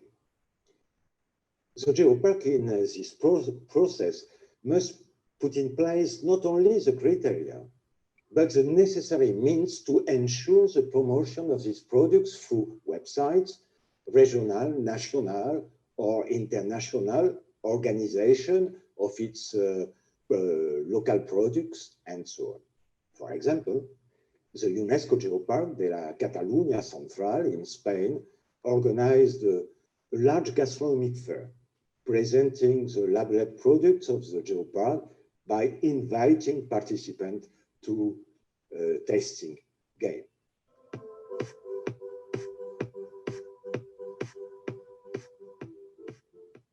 Tung Pru, he's a director of the UNESCO Global Geopark. And we both were sitting here because he's taking us to meet and talk with the local community groups as the Geopark which is promoting the sale of the local products from the communities and its network to different activities. So here is one part. I'm going to ask him about how does Global Geopark of the Seoul helping the people in promoting the product of the people. มันช่วยยังไงได้บ้างคะ คือวิสาหกิจชุมชนในเครือข่ายจิโอพาร์คกลุ่มนี้ก็เป็นกลุ่มปลูกพริกไทย UNESCO geoparks are unique territories which can only exist and function in an inclusive way. They are inclusive territories, first of all, in terms of their heritage. In a geopark, the cultural heritage, both tangible and intangible, their natural heritage meet a new meaning and coherence thanks to their new connection with the geological heritage. Geological heritage, which was in the still recent past totally absent from territorial development plans and strategy. Geoparks are also inclusive territories at the level of their population, which has to participate without any exclusion in the definition of the geopark territory, its process, and its vision for the future. In a UNESCO geopark, geology in itself is not an end, but a mean, a bridge. Geology brings us a knowledge and understanding of the earth, its past, its evolution, its mechanism, and constitutes a new door to understand in another way the world in which we live. New territories of the 21st century, the UNESCO Geopark are territories, memory of the earth. They are territories of research, culture, economic development, and because they are inclusive territories, they are territories of resilience with a population who takes pride in living there and who builds a different future. UNESCO Geopark must be living territories, territories of project, territories of cohesion and social peace, territories of meaning, the territories of tomorrow. Thank you very much for your attention.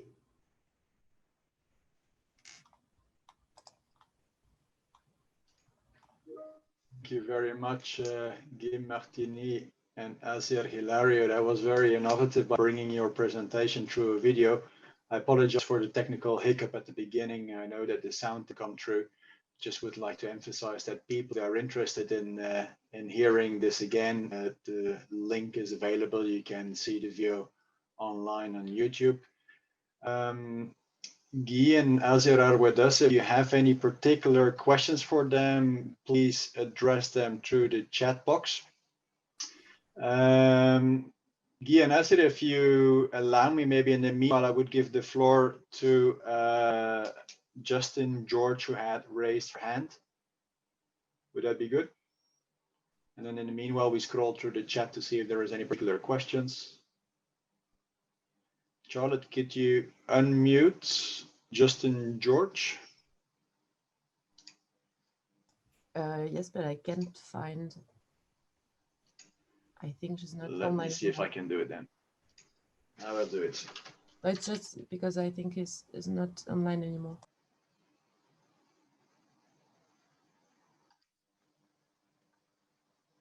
Nope, but I see yeah, the hand has dropped, but I see that Madame Britt de Cat has a question. I will give her the floor.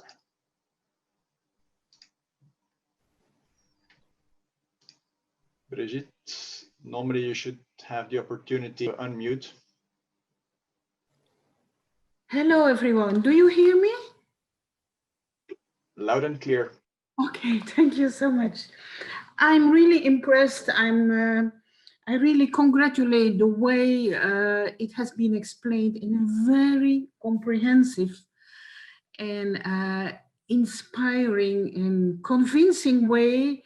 What's the benefit, the great and the broad benefit of the geoparks. As some of you know, Belgium has shown interest for geoparks since some time. We are proud to have a first geopark in our small country, but we really would like to cooperate to develop the geoparks in Africa. As you know, we have a long history of cooperation with Central and Eastern Africa in geological sciences, but we definitely want to step in this endeavor of creating and supporting geoparks. So we are very interested to hear good practices of how other countries can support the geoparks in Africa. So different mechanisms so that we can explore which would be the best one that Belgium can do to support the geoparks in Africa. Thank you. Thank you very much, Brigitte. That's a good question indeed. I don't know if maybe Guy or Azier wish to respond to this. I certainly have an idea about this as well, but maybe I give you the floor first, Guy, or shall I? Yeah, I see that Guy is speaking, but I think muted Guy. Oh, sorry, I'm there. Thank you very much, Christophe, and thanks, Brigitte, for the question. Yeah, it's fundamental to share, but it's fundamental to see on the field what are UNESCO geopark, and you have the great chance in Africa to have two already UNESCO geopark in two very different areas. One in Goun in Morocco, which is connected also with a specific local population, and it's working very well with this population. And we have the example of Ngorongoro-Lengai UNESCO Geopark. So I would like to invite you to take time to meet our colleagues there, to visit them, to exchange. And for me, it's a basic and best way to progress in a UNESCO Geopark project. May I just rebound on it? We are also interested, like in summer schools for training geologists. We have, Museum of Africa or others. We have really possibility for trainings too. So all kinds of mechanism. We really would like to encourage you to give inspiring things. I was very happy to hear that there would be a strategy, a kind of action plan 2020-2025 for Africa. Also there, Belgians could help to develop such strategy. So all kind of things are welcome to inspire us and to convince our government to step in the program. Yeah, okay. Thank you, Brigitte. Maybe if I may build on this, Belgium, and through the Flemish government, is already supporting the UNESCO Global Geoparks. We receive funding from them in order to support what we discussed, this first African International UNESCO Global Geoparks Conference in Tanzania. Unfortunately, we could not hold this. We still keep that on radar, and that the funding from Flanders will certainly allow us to bring a maximum of participants to Arusha the moment that we can hold that event. Now that's financial support, and that is of course always welcome. But there's of course as well the expertise that you're offering. I heard you loud and clear. You have indeed Fagnes-Valmaine Geopark now in Belgium, and that people are also working on the Schelde Delta initiative together with the Netherlands. I think that's an important experience that you're building up there, and definitely the people from Fagnes-Valmaine and from Schelde Delta, it's all recent. So I think that's important information that they could share as well with people who are in the same situation in Africa. I would say if you have any ideas, any initiatives, UNESCO is always willing to listen to that, to see how we can work it out together. You know that we've set up a mentorship and knowledge exchange program where we bring people from aspiring geoparks, but also from very early initiatives. We bring them to green card initiatives, people with a lot of experience in geopark management. We bring them there to run together with them for 1 week, 2 weeks time. They see how actually a geopark works, and then the mentors, let's say, help them with their application files. The summer school, that could indeed be an interesting initiative as well. Please do contact either UNESCO, I would say, or GGN, because that would be the reference for helping and for coordinating support to African and Arabic initiatives. Thank you. Are there any other questions? I see that Ahmed El Bakouki is raising hand. I will quickly unmute you.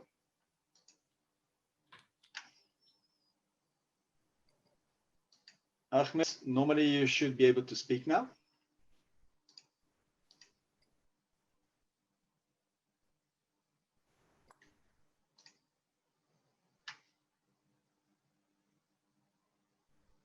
Ahmed.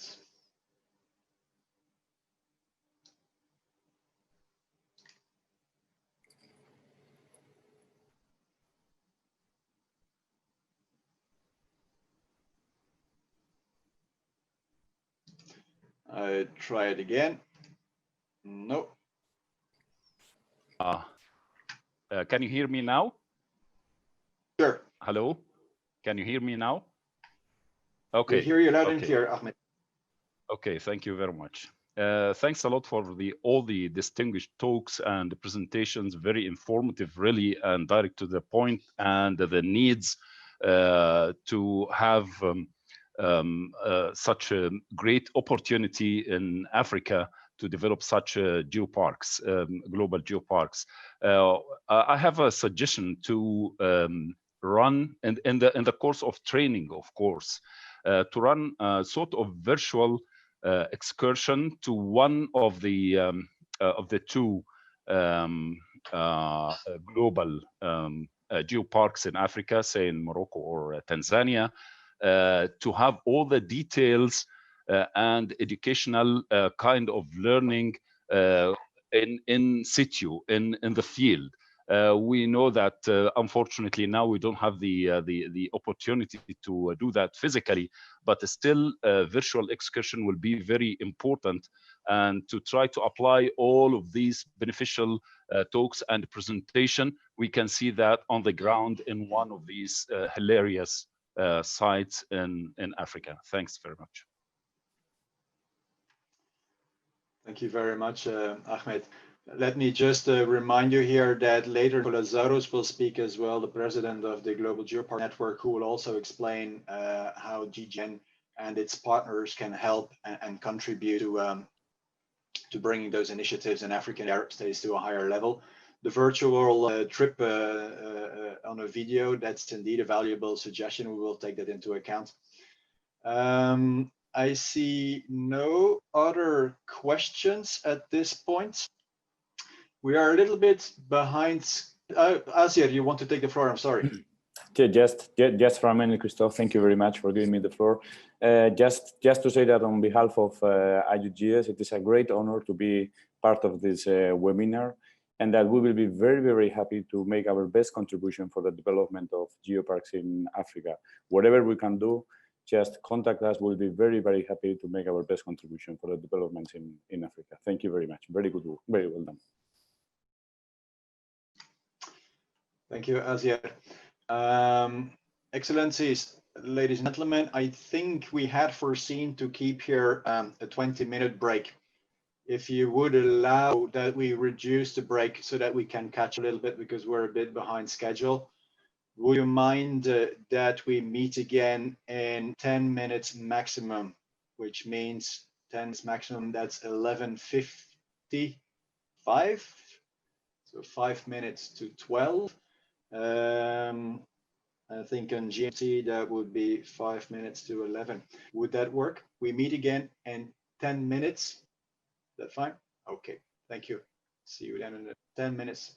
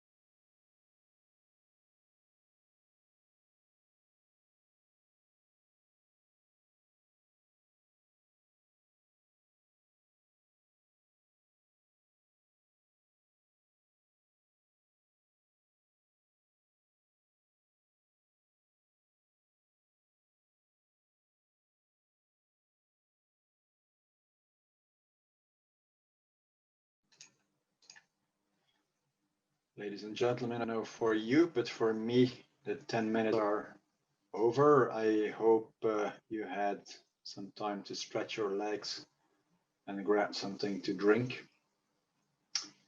If you agree, I would suggest that we move on now. When we organized this webinar, we absolutely wanted to hear the voice as well of people who have been actually working already on geoheritage initiatives on the continent. People who saw the opportunities and who have been struck probably with some challenges that are probably generic all over the planet, but maybe particular as well in an African context. So wanted to hear from a number of people and to hear their testimony, to see what they consider as the opportunities, also the challenges, and how they think that UNESCO and the Global Geoparks Network can help them. So I'm very pleased to invite here Dr. Asfa Wassim. He is a professor of geology at School of Earth Sciences in Addis Ababa in Ethiopia. He's also, of course, a member of the UNESCO Global Geoparks Council. But he has, of course, closely followed up geopark initiatives in Africa, but also elsewhere. Asfa, I don't know if you start, because there are two more colleagues that I will introduce. And maybe you start with your presentation before I then introduce Gabi. Is that okay for you? Yeah. Thank you, Chris. Okay, perfect. Thank you very much. Okay.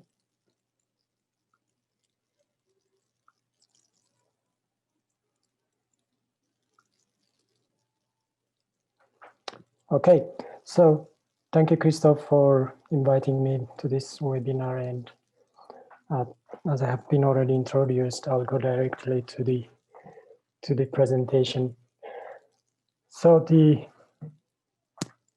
first thing I just want to do is to remind all of us that geoparks are not geological parks, nor they are theme parks.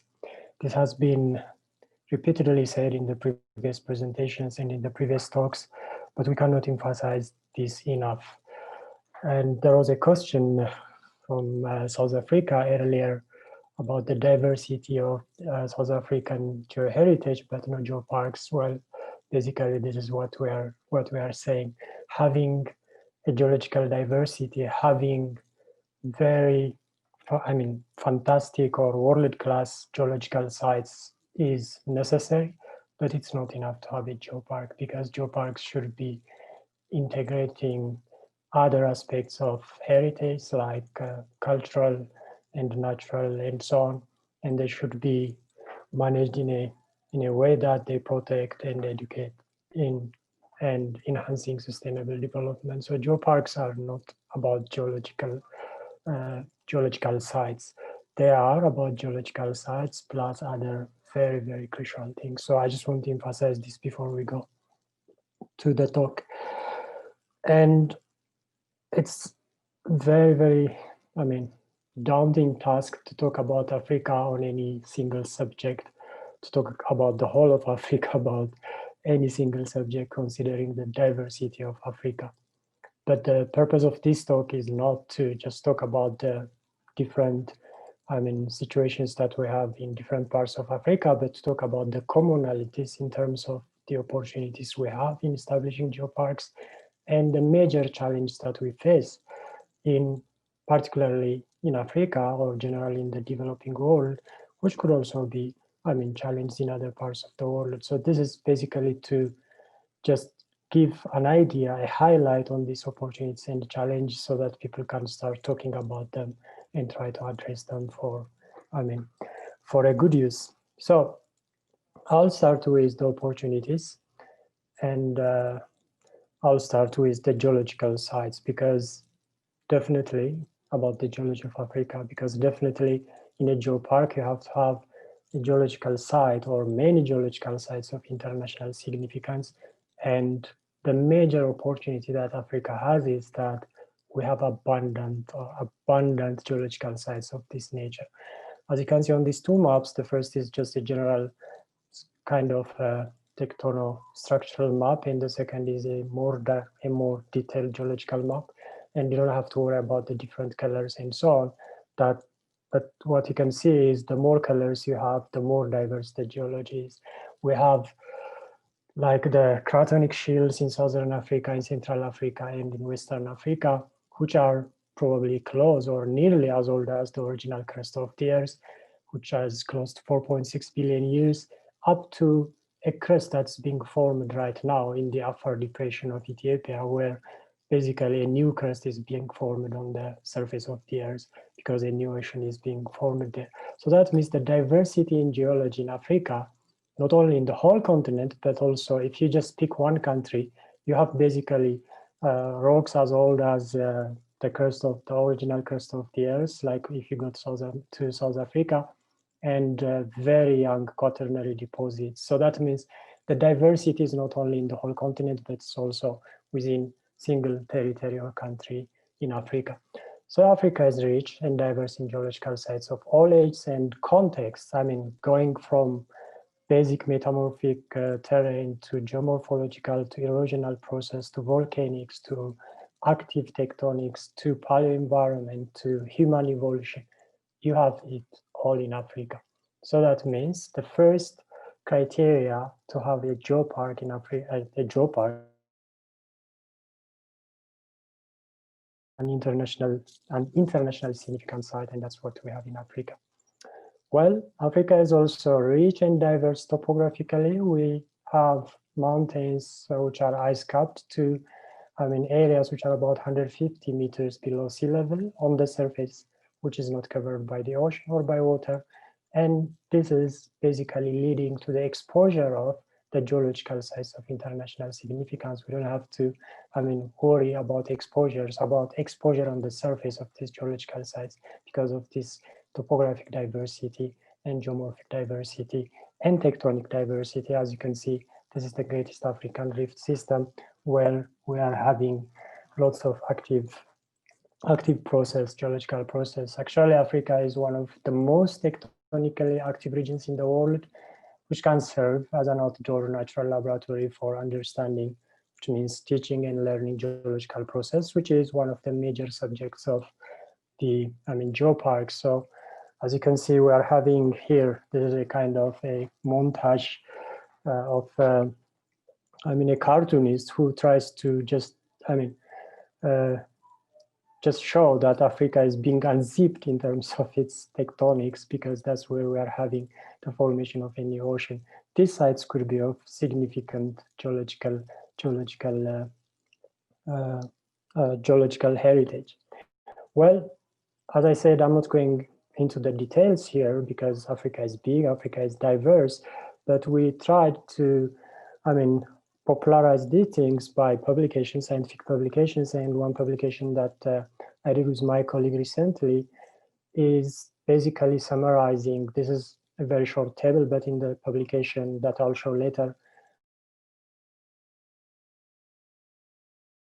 in Africa with the geological, the geological sites and with examples and summary of their nature, their feature is given. And I would like just to show you here that one of the sites we identified, for example, Ngorongoro, is basically one of the geoparks that we have in Africa as a volcanic site. So there are several details of this kind in the book that you find. And well, it's not about geology, as we said. It's not only about geology, it's about culture, it's about history, it's about natural heritage. And the two maps here that I just this project here is to show you how diverse Africa is in terms of its culture. This is a map, the one on the left is a map of the language families, not the language, but the bigger language families in Africa. And you know what comes with language, different cultures, different, with language diversity, different cultures are implied, different historical contexts are implied, and different intangible heritages are implied. So Africa is as diverse, probably the most diverse in this aspect in the world. Then Africa is also historically rich, going from the northeastern African to northern African ancient empires, starting from Ethiopia all the way to Nubia, Egypt, then the North African coast, then the rich historical sites of Western Africa, Central Africa, and so on. These are manifested this ancient history is manifested in the form of culture, material culture, monuments, pyramids, obelisks. All these are made out of geological materials, which means they have strong strong significance in geological heritage.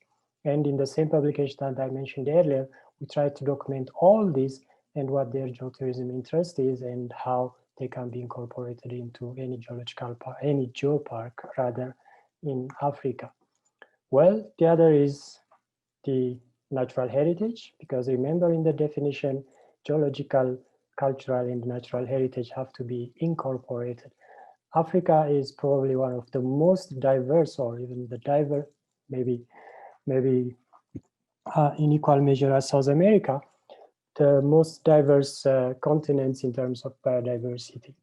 And not only biodiversity, the land use is diverse. We have lush plateaus where there is agricultural activity, to desertic areas, and to areas in between where pastoral.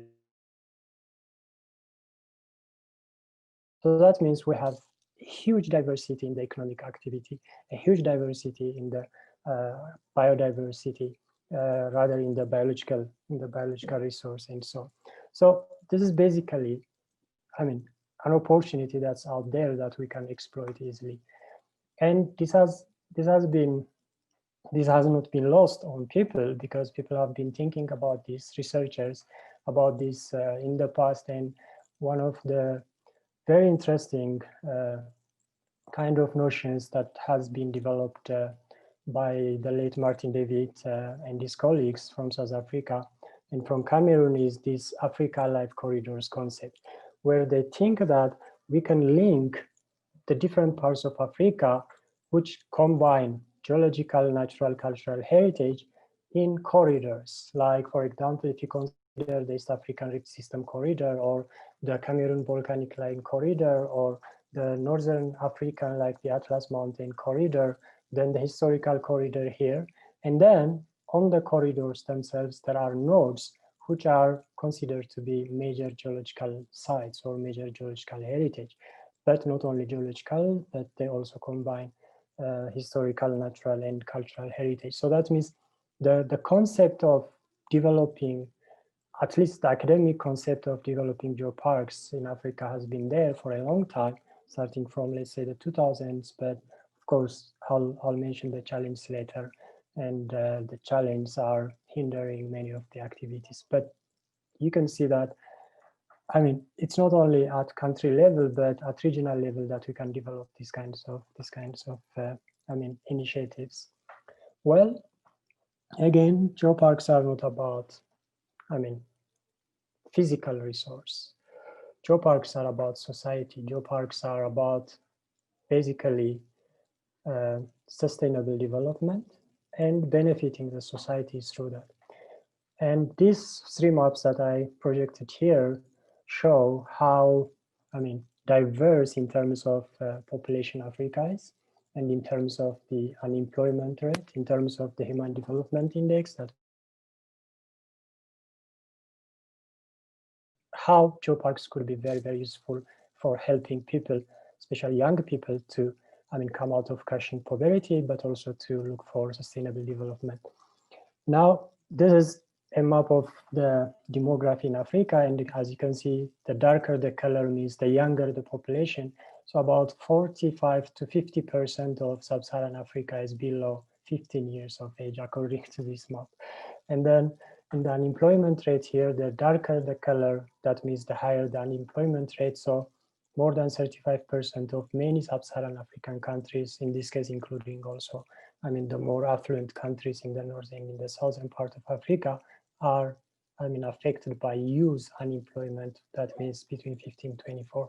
And this is the Human Development Index. That means the darker the color, the, I mean, poorer the country in terms of economics, or in terms of economic measures. So what this means is basically geoparks could serve, with all that diversity, with all that opportunity, geoparks could serve as a means to get out of poverty, because the concept of geoparks is to benefit the society, and of course as a means to find sustainable development. So Africa is presenting all the opportunities Of course, this could be considered challenges, but for me, I consider them as opportunities in the aspect of what we are discussing, that's geopark development. Well, when we talk about practical opportunities, many African countries and governments have the experience of, working with the UN institutions, in this case, UNESCO, in establishing World Heritage Sites and also the biodiversity hotspots that Özlem was explaining earlier, suggesting that such institutions could serve as the points of contact for initial discussion. Yes, the concept of geoparks is bottom-up, but in the African context, I always emphasize that there is a need to initiate from the top the discussion to start, because we know how our local, administrations are organized. So the initiative should come somehow, but of course it has to be later converted to bottom-up approach. So this could serve as, and as you can see, many African countries have, World Heritage Sites register. So that means they have been working on these kinds of documents, and that means this could also serve as an important opportunity. And many of the national parks, like wildlife and natural reserves in Africa, most of the wildlife are distributed in the geological sites of international significance. Like if you consider the Ethiopian context here, the Simien Mountains National Park or the Bali Mountains National Park, where we have the rarest, wildlife in the world, like the, red fox, is basically a geological site. It's where we have the most significant, in international terms, geological sites. So that means the national parks could serve as the basis, which is not something new, because the Ngorongoro Geopark started on the Ngorongoro National Park, or on the national park which is in that site. And the natural heritage adds value to the would-be geopark, that means in the national park, while the national park infrastructure could serve as a basis to initiate a geopark project. And it's true for Kenya, it's true for Tanzania, it's true for many parts of Africa, for South Africa, about the link between national parks and the geological sites.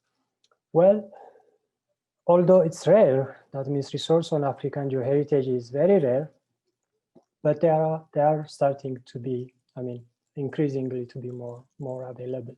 So one of the earliest, treaties on the geoheritage and geoparks in Africa and other parts of the world was from around the beginning of the 2010s.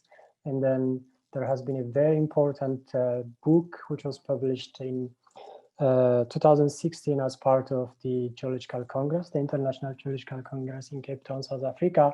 And there was one book on the geoheritage assessment, protection and management worldwide, but there are some chapters from Africa, including the ones that I was mentioning earlier from me and my colleague, from me.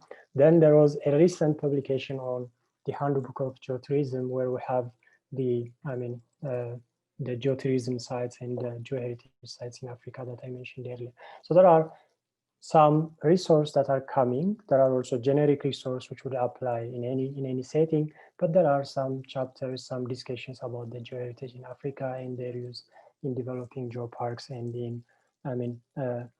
in supporting geotourism.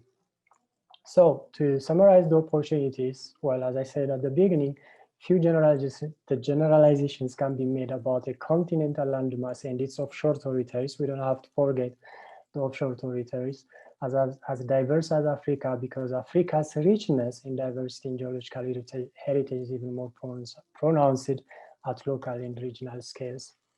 And African richness in cultural and natural heritage is of equal measure to the geological heritage. And Africa's young society has a great opportunity to use the geological, natural, and cultural heritage to address the key issues component of the definition of a geopark. So all the above features and the ones that I showed you earlier in the previous slides lay fertile ground, or could be considered as great opportunities for establishing geoparks in any African country or in a region. So geoparks in Africa could be the next big thing, in my opinion, as a means towards sustainable development and of course achieving many of the SDGs, at the same time ensuring the protection and conservation of African unique geoheritage. But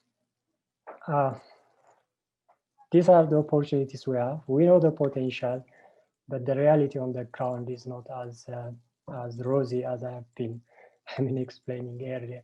This map just shows you where the global geoparks are, the UNESCO Global Geoparks in the world are. And Africa, as you can see, Africa lags really far behind in establishing geoparks and in becoming a member of the UGGP, the UNESCO Global Geoparks, and the GGN family, as Nicolas Zuros would like to say.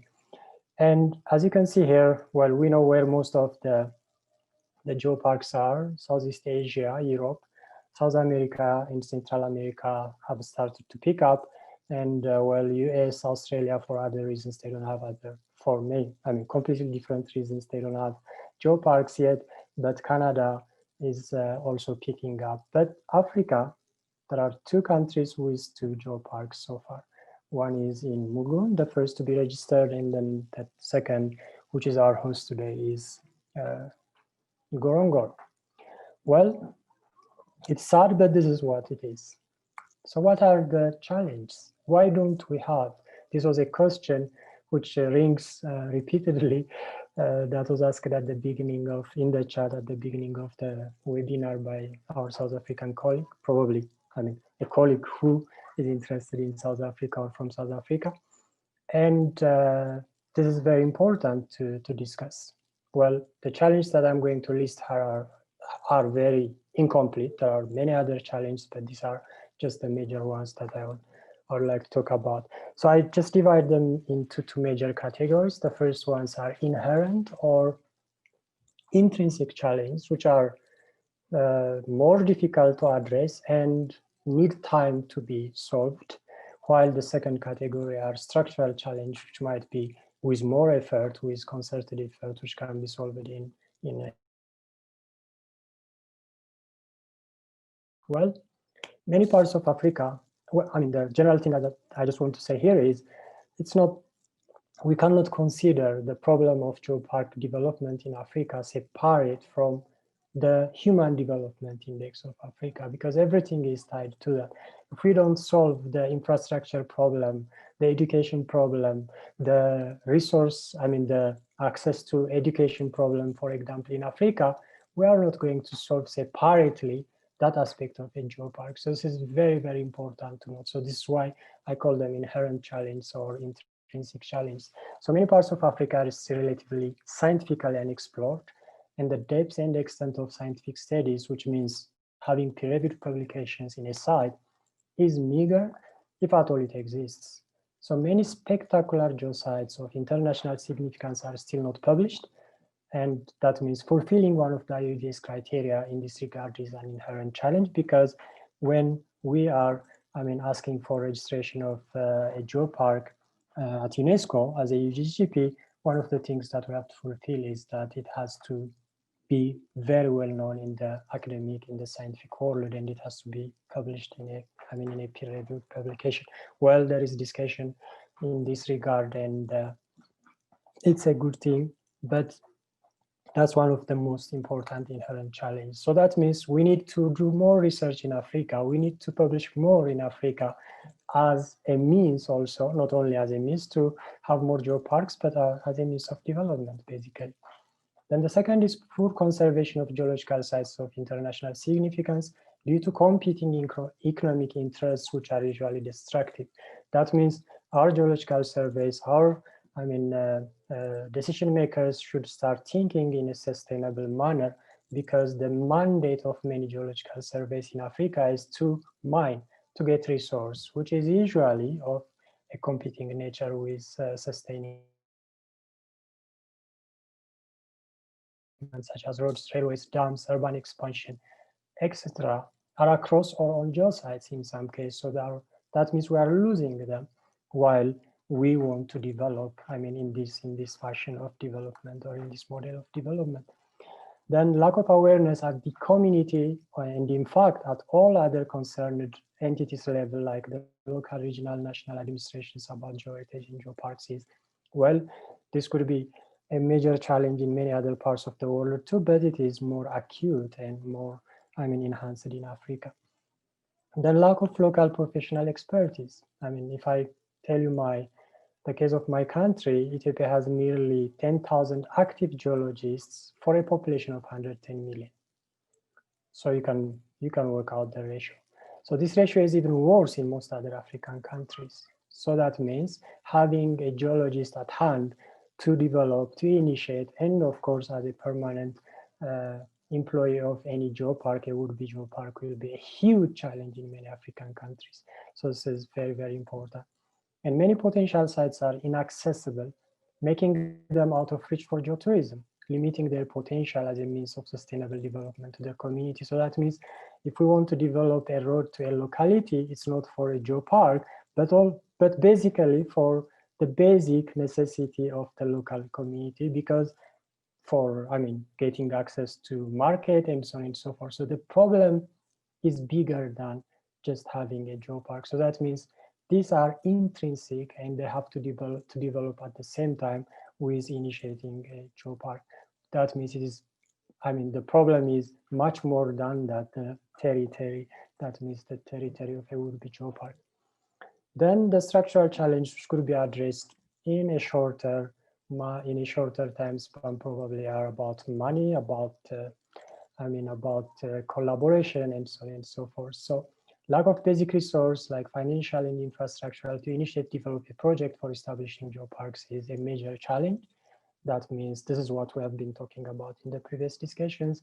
If there is, for example, the colleague from Belgium was talking about collaboration, then that means this is where the challenge can be addressed. That means if initiating a geopark project can be supported by more established geoparks, not only in terms of money, but also in terms of expertise, that will help a lot the aspiring geopark. Lack of or very limited support, both in terms of capacity building and financial means to efforts by individuals or small groups of researchers to initiate geopark establishment projects is another structural challenge. And lack of policy, guideline, legal framework, institutional setup, expertise to initiate, recognize a site as a geoheritage and to protect it as such, and to legally recognize a geopark management body is another important challenge. This depends on the individual African countries. Like, for example, in some countries, land is public, in others it's private. So that means the way how they are legally managed is going to be very different, but this is a challenge. And this is where the decision makers or representatives from the state parts should work on. That's where the input should come before the local communities or the local researchers start establishing a geopark. While many African countries will be limited in their support for geopark development because the high level of community and institutional commitment and management undertakings required to be a UGGP have significant financial implications, because once you start to go into the process or to establish a job in competition centers and so on, you need to have a human resource development. You need to make your site visible. You need to disseminate information. You need to educate, to do research or support research. You need to maintain the site. You need to conserve, and you need to have more accessibility, meaning you need money, you need expertise, you need organization. And many African countries have always other priorities than some projects which might take 8 years or 4 years to bear fruit. But that has to change. That has to change, because if we are talking about sustainable development, and if we are talking about fulfilling sustainable development goals, this is how we can do it. Geoparks are one of the means for doing that. So these are some of the major challenges, and of course, in every challenge, I was trying to suggest also a solution, but this is just, something that we can discuss later. So I'll stop my talk and give the floor to Gabi, who will talk about a specific geopark in Namibia with all its opportunities and challenges. But I will also just want to announce here that we have been, well, not me, I was supporting, but a colleague, Yanis Nissan from Ghent University, who has also been working in the Mekelle University, has developed, or the concept is very much developed. I'm not sure if Jan is here hearing to the talk, but if he's there, he can talk also during the discussion. And this is the Geopark Temben in northern Ethiopia. And this has been started, process has started a few years ago in collaboration with several local NGOs, the local administration, and I'm also supporting that. And this has defined all the elements of a geopark, and actually a geotracking book has been published, with edited book with several papers about the different aspects of the planned geopark, and the resources are very, very rich in that area. One of the movies that Guy and Asier presented at the beginning is basically from this side. So it's a very, very rich geopark, would-be geopark, aspiring geopark, but of course, there are several challenges that we have to address, and Jan and his team has to address before we arrive at this. And we have actually, Jan and his colleagues have started developing interpretation panels, and with local language, the national language, and English, and the process is ongoing. So this is just to give you a highlight that what I've been talking in terms of opportunities and challenges is not just purely academic and purely theoretical concept, but it is also something that we face in practical projects like this one. So I'll stop here, and it's up for Gabi, who will continue with the Namibia talk. Thank you very much. Thank you very much, Asfa. I think you demonstrated very clearly the potential of the African continent. And I think your overview of the challenges also provoked, I see, a chain of reactions in the chat. So many people probably recognize themselves in it if you touch some sensitive topics. I would just, we engage then with public after the presentations of Gabi and of Joshua. I would call Dr. Gabi Schneider of Namibia. She's the executive director of the Namibian Uranium Institute, but was also, of course, a driving force behind the Gondwana Geopark in Namibia, and I think she will explain a little bit more from her perspective the opportunities and challenges. I'm also very glad that we have Gabi now on board as a member of the UNESCO Global Geoparks Council. We really feel strengthened with her insight. Gabi, the floor is yours. Thank you. Thank you very much. Gabi, are you uploading your presentation, or shall Charlotte do this? No, I'm trying to share my screen, and okay. I'm having a problem here right now. As a matter of fact, can you hear me? Loud and clear. Absolutely, yes. We hear you. Because I cannot get back to the Zoom screen. This is very weird. I was watching all the time. Well, we do see you. Okay, I'm back now. Yeah. Right. But if you want, you don't see the screen itself, because even if Charlotte would upload it. Okay, but can you see my screen now? Not yet. You should be able to see it. Not yet? No, not yet. And it doesn't show that it's uploading either. Let me try again. Sorry for this. No worries.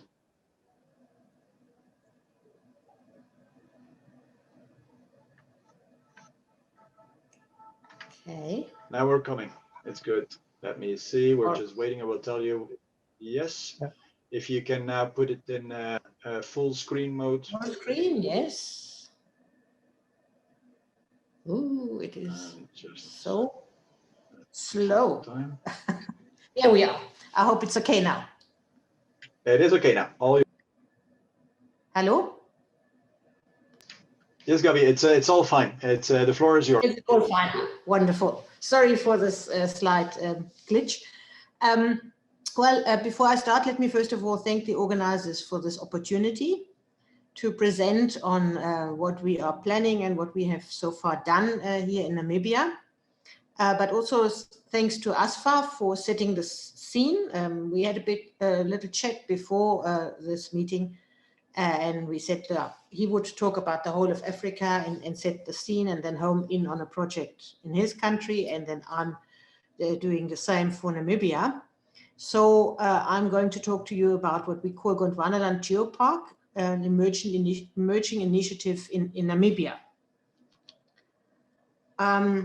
We have actually a long time ago, way back in 2004, can't believe it's 16 years, we have had a workshop that was financed by UNESCO, took part at the Geological Survey of Namibia, and in this workshop, a whole lot of geoscientists with different background and different affiliations actually identified an area of some 60,000 square kilometers in central western Namibia, which in our view had the highest density of geological heritage sites.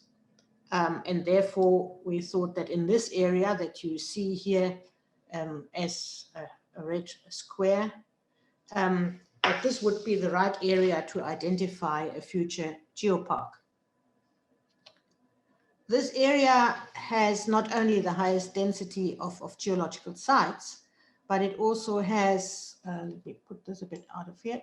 It also, oops, it also has a very varied geology, but this geology comprises the entire time span from the formation of Gondwana to the breakup, and hence the name Gondwanaland Geopark.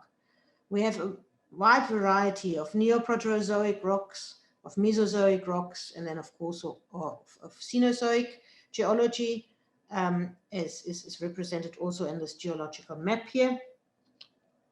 We have, as I already said, quite a number of geological attractions, and I'm presenting only a few here, with the Brandberg, with the Messom crater, with Mesozoic rocks of what we call the Burnt Mountain. Again, Mesozoic lavas here, representing the organ pipes. We have the Erongo granite massif. We have the Spitzkoppe. We have the Messom crater, and we have the large volcanic field of Etindeka, which overlies an ancient desert. And you can see here with my cursor, these are actually fossilized dunes, and then the younger dunes in front. These are just a few examples of what we have in this area and what we could actually market to geotourism. But it's not only the actual geology, we also have, which of course is based on the geology, very scenic landforms, and also items that demonstrate geomorphological processes. And we strongly believe that Namibia's spectacular landscapes and the geological history of its rocks, minerals, fossils, and landscapes are of unique geological importance, and for us as a country constitute a significant geological heritage, of which there is already quite some awareness in the population. And the reason for that is most probably because we have these excellent exposures living in a very arid country. So geology is not something that is disguised by forests or other vegetation. It's something that actually people see in everyday life. We also have in this area the three basic landscapes that we have in the western part of Namibia, namely the coast, the escarpment, and then a little bit of the highlands. And we have obviously a dramatic drop from the highlands to the coast. So that again provides obviously for excellent exposures and also dramatic landscapes. The area is also rich in rare minerals and gemstones, and there is actually a lot of small-scale mining going on. And I know I'm now entering a bit of a how should I say, a ground that is probably not going well with UNESCO's Global Geoparks principles, but I have to mention it. There is small-scale mining. A lot of people live from it. A lot of people are very interested that tourists come to the area and purchase their products. And you can see I have a long list here of semi-precious stones, as well as material that constitutes nice mineral specimen that are being sold in the area. But there are also paleontological and archaeological sites. Many of them are national monuments. Paleontological items are under Namibian legislation in any case, all protected under the National Heritage Act. And we also have with Twyfelfontein, which is the site of the largest number of rock engravings on the African continent. With Twyfelfontein, we have a World Heritage Site within this geopark site. This is the Brandberg with extensive rock art, fossilized wood, and this is Mesosaurus, the iconic fossil that Dutoy used at the beginning of the last century to argue the continental drift, because the similar material is found on the Brazilian side of the Atlantic Ocean, of course. Then I already said that there is quite an awareness of geology in Namibia, and geological aspects are combined with ecological biodiversity of scientific and cultural significance, and with cultural and historical aspects. And when I talk about biodiversity, I have a photograph here of the famous desert elephant that roam the area. But then here we look at culture. People use clay deposits to produce these elephants as an adornment for their little craft shops.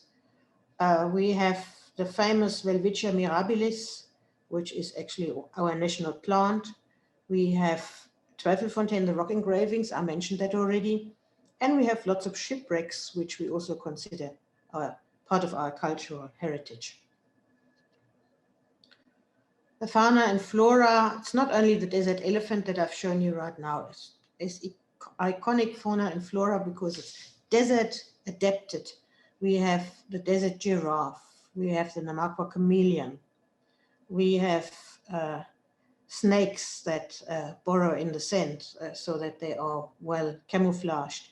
And we have vegetation and lichens that survive in this extremely dry climate and are perfectly adapted, not only to the climate, but also to the geology. Infrastructure in the area is good.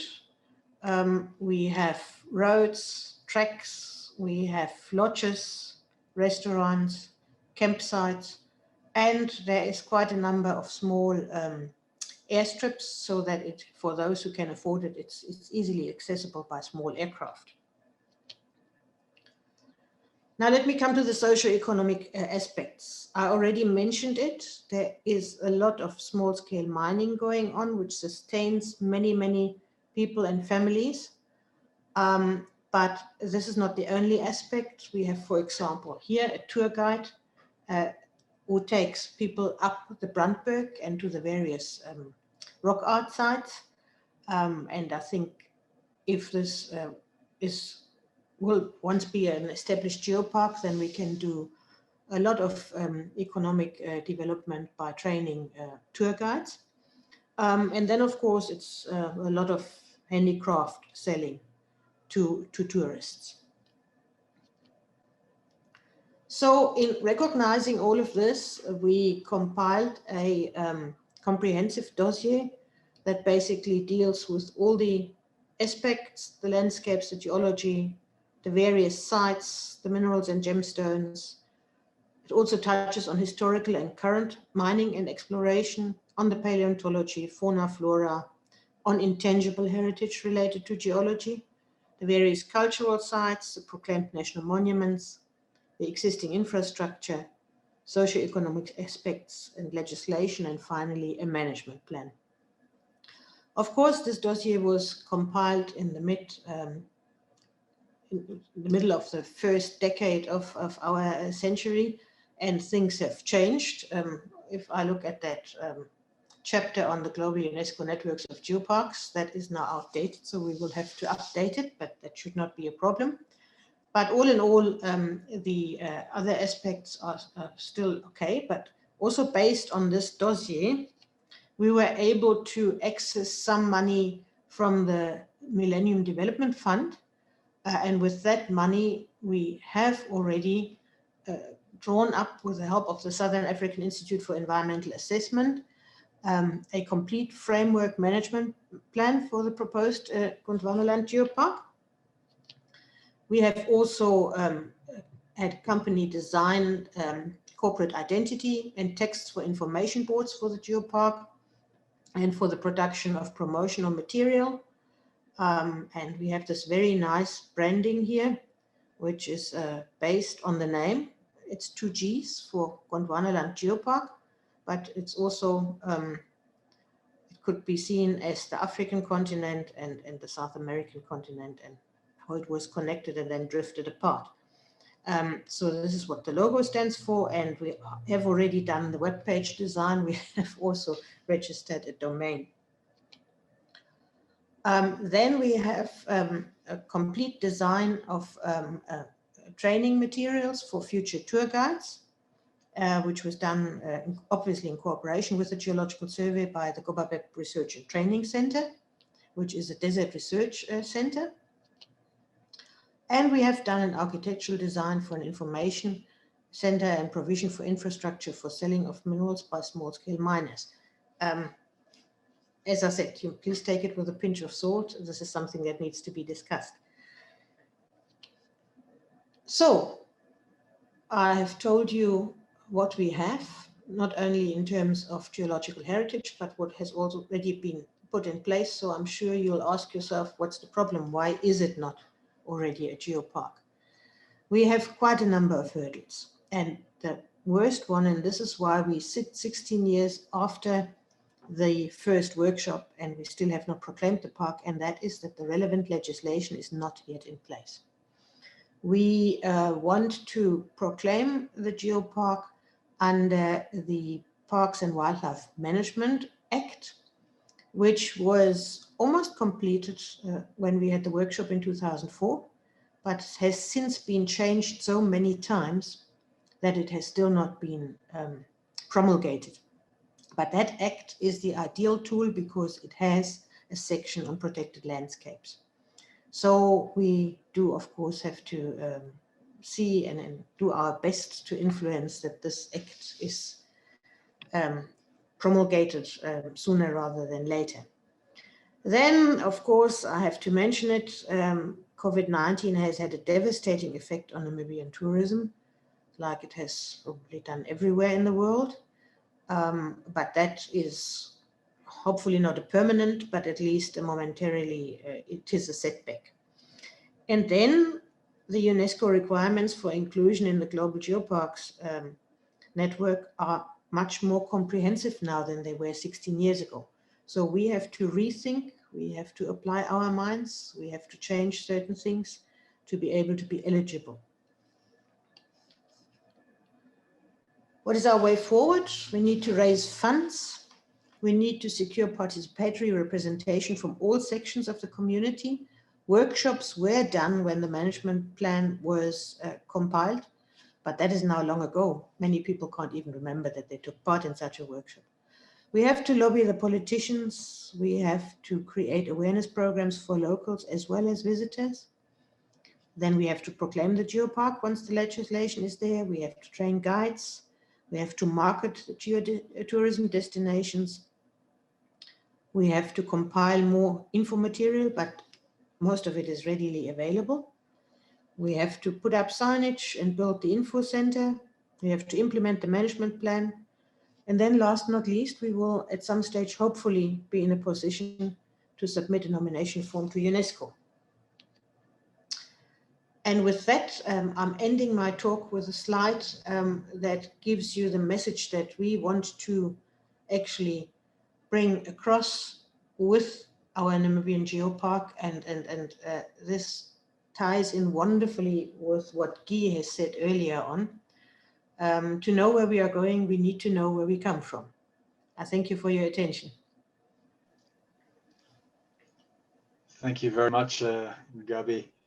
And thanks for sharing your experience with the Gondwana Geopark. I think is indeed, it's different phases that African geoparks will have to face as well, will have to pass through. So thank you very much for sharing this. I see that we have very much many appreciative comments in the chat section as well. May I ask maybe that Joshua, who made the step already, who is a manager of an existing geopark in Africa, if Joshua could share his presentation and explain actually the different steps that they went through. And then if the public agrees with, because we are a bit behind schedule, it is probably our fault. It's the first time we organize this. We're learning from this as well. We should probably have foreseen a little bit more time. But I would ask then that Nicolas Zauros immediately builds up after that, and we keep the questions and answers at the very end, because some of the questions that I see raised here could probably be answered in the presentation that Nicolas will bring. Joshua, the floor is yours. Thank you very much.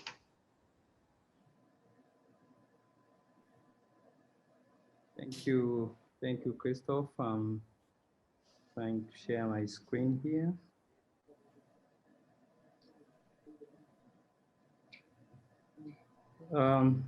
Hope everything is okay, Christophe. Can you see my screen? Joshua, I hear you, but I don't see you. I see not your screen, no. And Gabi, could you maybe mute, please?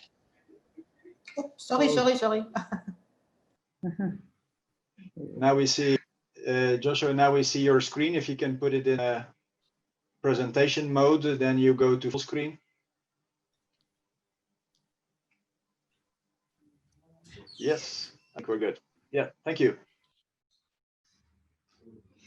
Okay, Christophe, thanks for the, first of all, for this great honor for Tanzania and of course UNESCO to host this important webinar. It's a good start.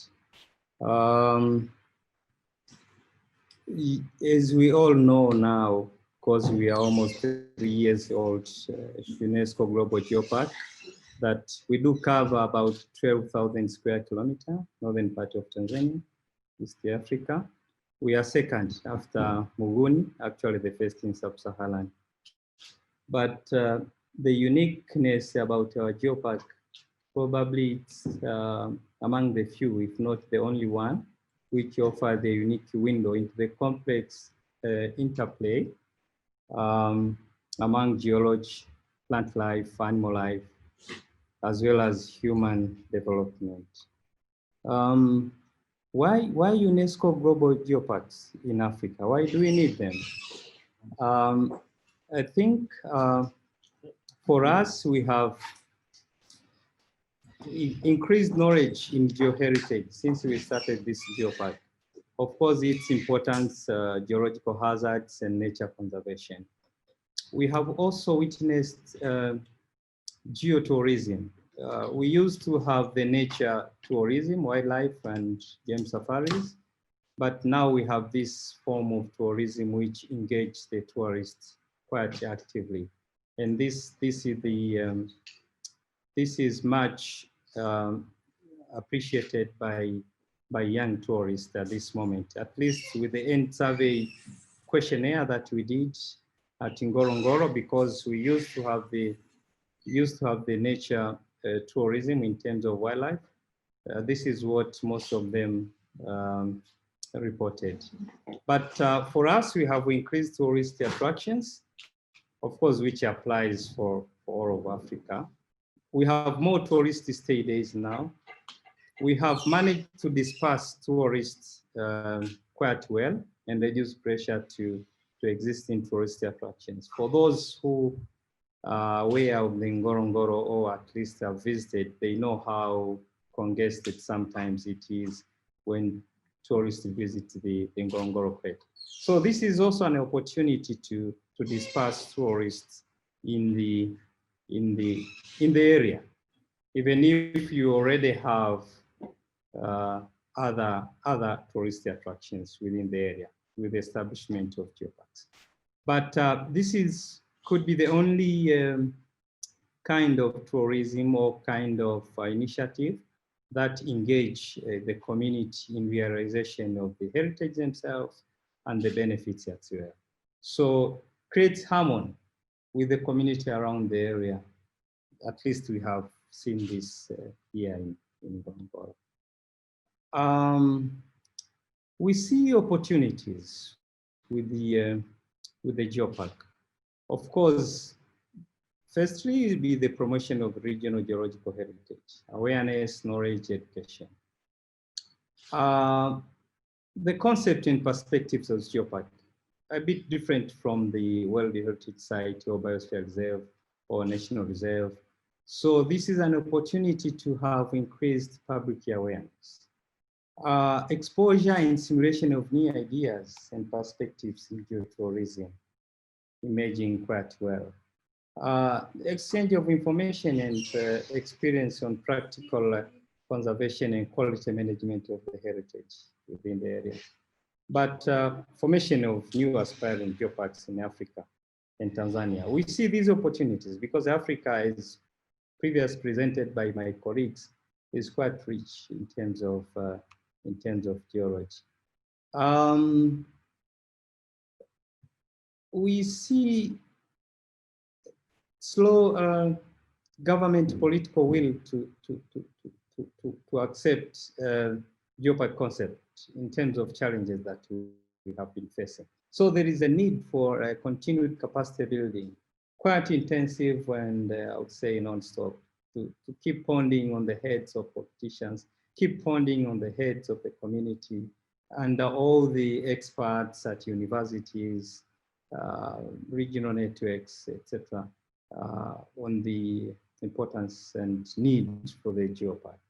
We have to link each time we do this of how this relates to other heritages within the area. For us here, in terms of, say, archaeological heritage, it's a geology that houses the archaeological heritage, the archaeological findings. It's a geology that gives us the dates for those fossils. So we found that it was a bit smoother when you talk of geological heritage in context of other heritages within the area. Of course, there is slow recognition and appreciation, but this is the only way to keep it at the higher stage and well known to all the categories of important stakeholders. As spoken by previous presenters, there is inadequate geopark development fund, of course, to cover for research, infrastructure, and presentation of the heritage itself, or the geoheritage. As this, I would say, to Africa is a new concept, then needs a lot of research. The heritage is there, but it needs to be identified, needs to be documented. So huge funding for research, infrastructure development to at least to access those heritages, as well as present it for community to access and see how they can use them, but for tourists, as well as for researchers and education. Some of them are quite remotely located. But lack of continental or national geopark development strategy, vision, that will guide and probably cascade down to the nations for this. Initiatives, what could be the initiatives at the moment? Establishment of a working continent and regional networks for Africa, African UNESCO Global Geopark networks, and the like. But to introduce geopark concept into African Union, that has to be done very well. Regional blocs like SADC, East Africa Community, in order to get political support and probable funding priorities right from the top. UNESCO, GGN, AU, GGN, of course, must work with the government institutions, focal persons in Africa, in Europe, to identify potential areas for geological heritage with significant value. Just to start with those who has interest in supporting and working on this. Organizing seminars and trainings, of course, like this one, but starting at the local level, local, national, regional, international, like what we are doing today. But we have to meet local and international stakeholders to establish partnership. Like Guy spoke, you learn a lot with the geopark concept, with the physical visit exchange. When you see what is happening in Ngorongoro-Lengai Global Geopark in relation to community, in relation to tourism, the challenges, the path we have gone through, that's where you can learn a lot. But we have to train and engage guides. We have this experience here at Ngorongoro-Lengai Global Geopark that most of the guides were trained in wildlife tourism, a bit of culture ecotourism. But these are the speakers. These are the people who talk to tourists, to communities, the importance, how beautiful this is for them to appreciate. I think we have to start a huge campaign to train geoparks, specifically on geotourism. When this is very well known, is very well spoken by many ambassadors, it's a way of actually trying to capacitate others through the mouths of these important people in the industry. Because, well, in Africa, when you realize the economic gains of a heritage, that's when you respect it. That's a fact, and you have to accept it. If a Maasai needs to graze his livestock in a geo site, geoheritage, the only way to talk to him that, okay, we should conserve and protect it and use it sustainably for your economic development, for your identity, but for the benefit of the country and science and education, you have to practically show to him or her that this has a benefit to his daily use. Of course, prepare your heritage educational programs. We have done this in different contexts: universities, colleagues, schools, tour guides, tourists, and local community. Educate and support local community in identification of the conservation of the geoheritage site. I've already spoken. But support national and international initiatives to gain global geopark status. Here in Tanzania, we have started at Ngorongoro-Lengai to support Kinapa, Kilimanjaro National Park, and Arusha National Park to become, of course, national and later UNESCO Global Geopark. But cooperation with the universities to introduce geoheritage and geotourism courses in their curricula. We have started talking to different universities here in Tanzania because they don't have this particular curricula in their educational programs. Participate in national, well, all those kind of events, but support local community sustainable development by marketing and branding their local products. I understand we are short of time. Thank you so much. Asante sana.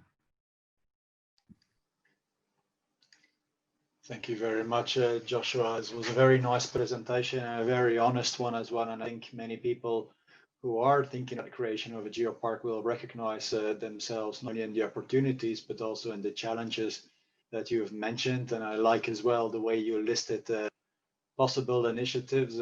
We have seen them loud and clear. I've heard you as well saying that we have to keep on pounding on the heads of government officials. I hope we find a more diplomatic way of doing it, but I think it is indeed important.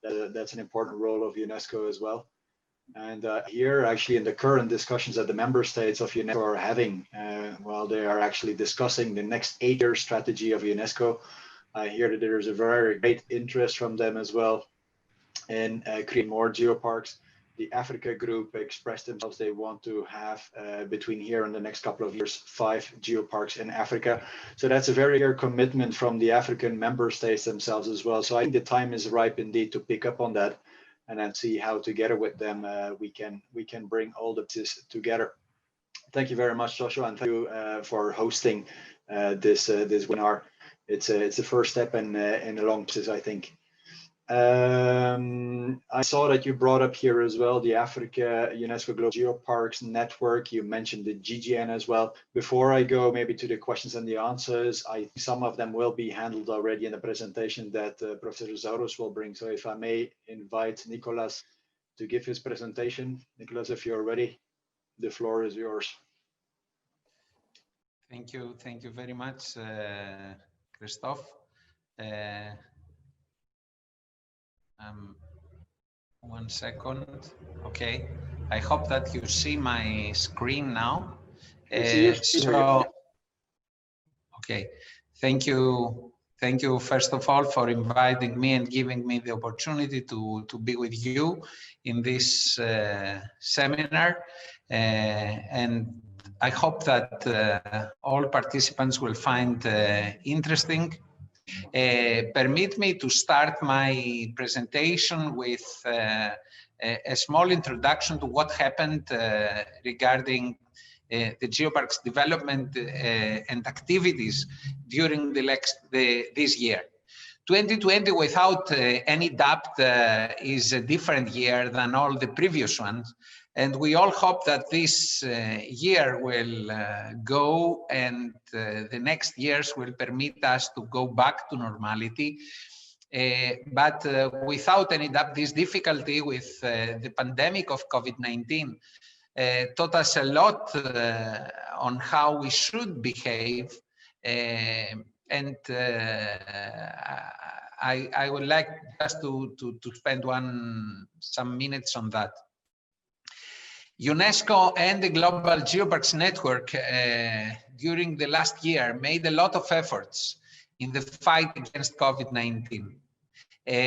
Unfortunately, this pandemic changed completely the lives of millions of people around the globe, and many communities are still losing significant individuals.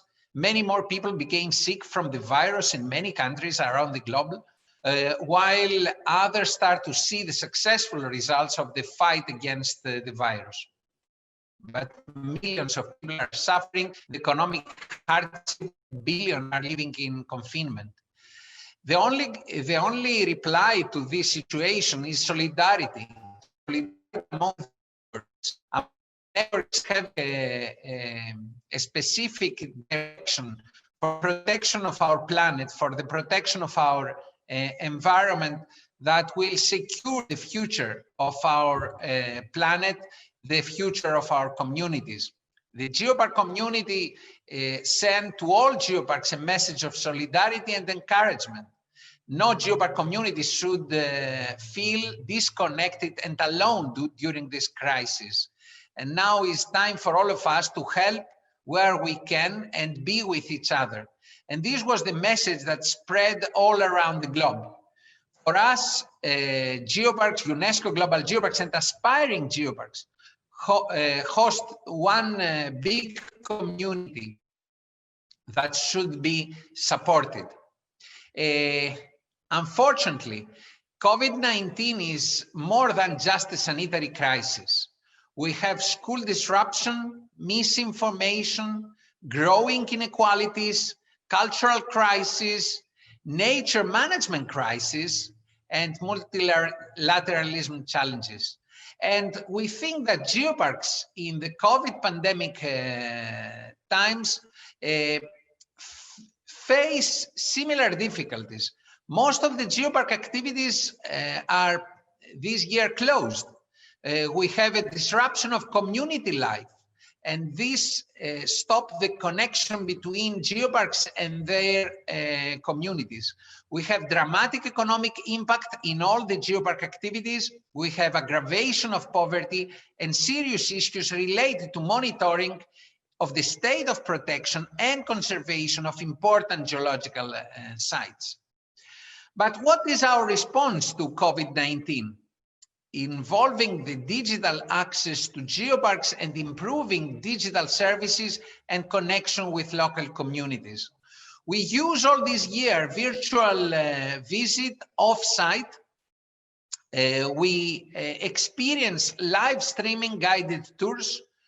We had digital education programs that we share through the internet. We share videos of geopark experiences and good practice and activities. And for this reason, we have established new channels and new websites. We had digital exhibitions and networking both at the local and international level. Through all these activities, we proved that UNESCO Global Geoparks are territories of resilience. And this, I think, was a very important message for all the geoparks and aspiring geoparks all over the globe. We need also to think how we restart after the COVID-19. Of course, we live the dramatic consequences for health and economy, and we know that the virus jumped from the wild hosts to human population due to our mismanagement of nature. That's why we need to improve nature and biodiversity connection in an holistic manner, the manner that the geopark concept that has been presented previously by my colleagues includes abiotic and biotic parameters.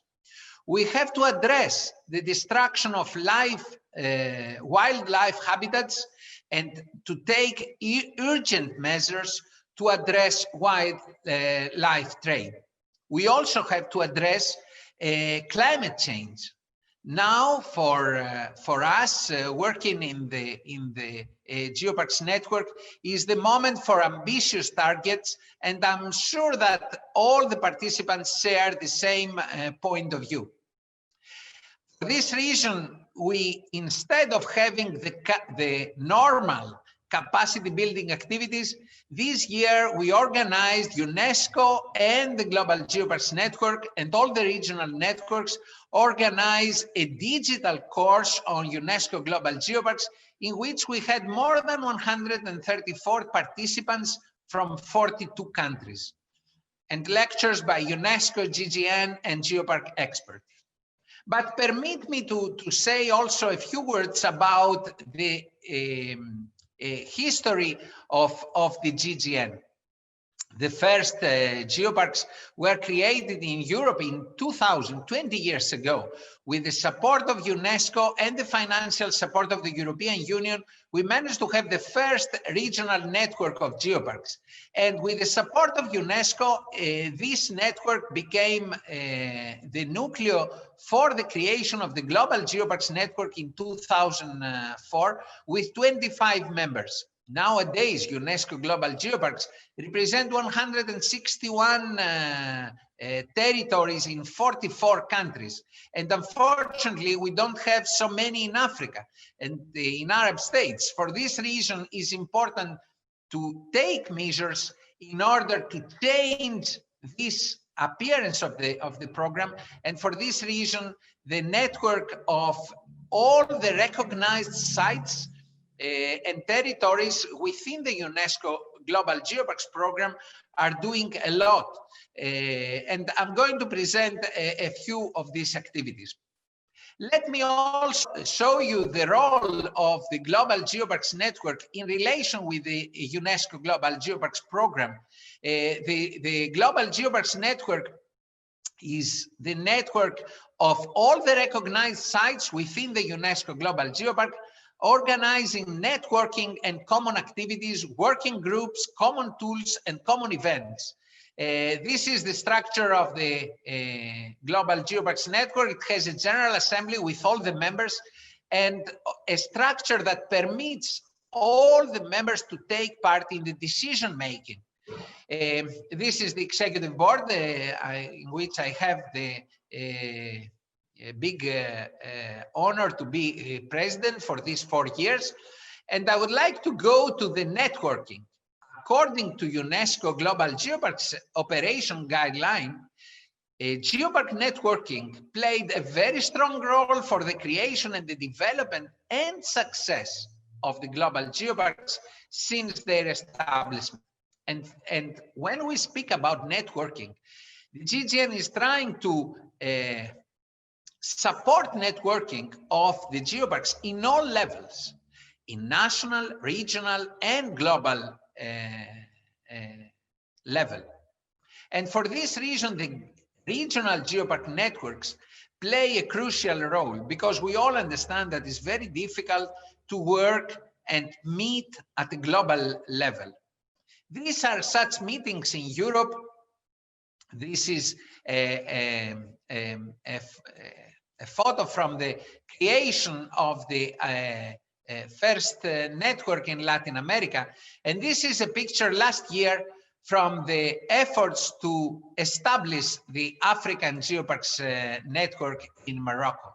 And we are all looking forward to the first African Global Geoparks Conference, which unfortunately couldn't happen last year due to COVID.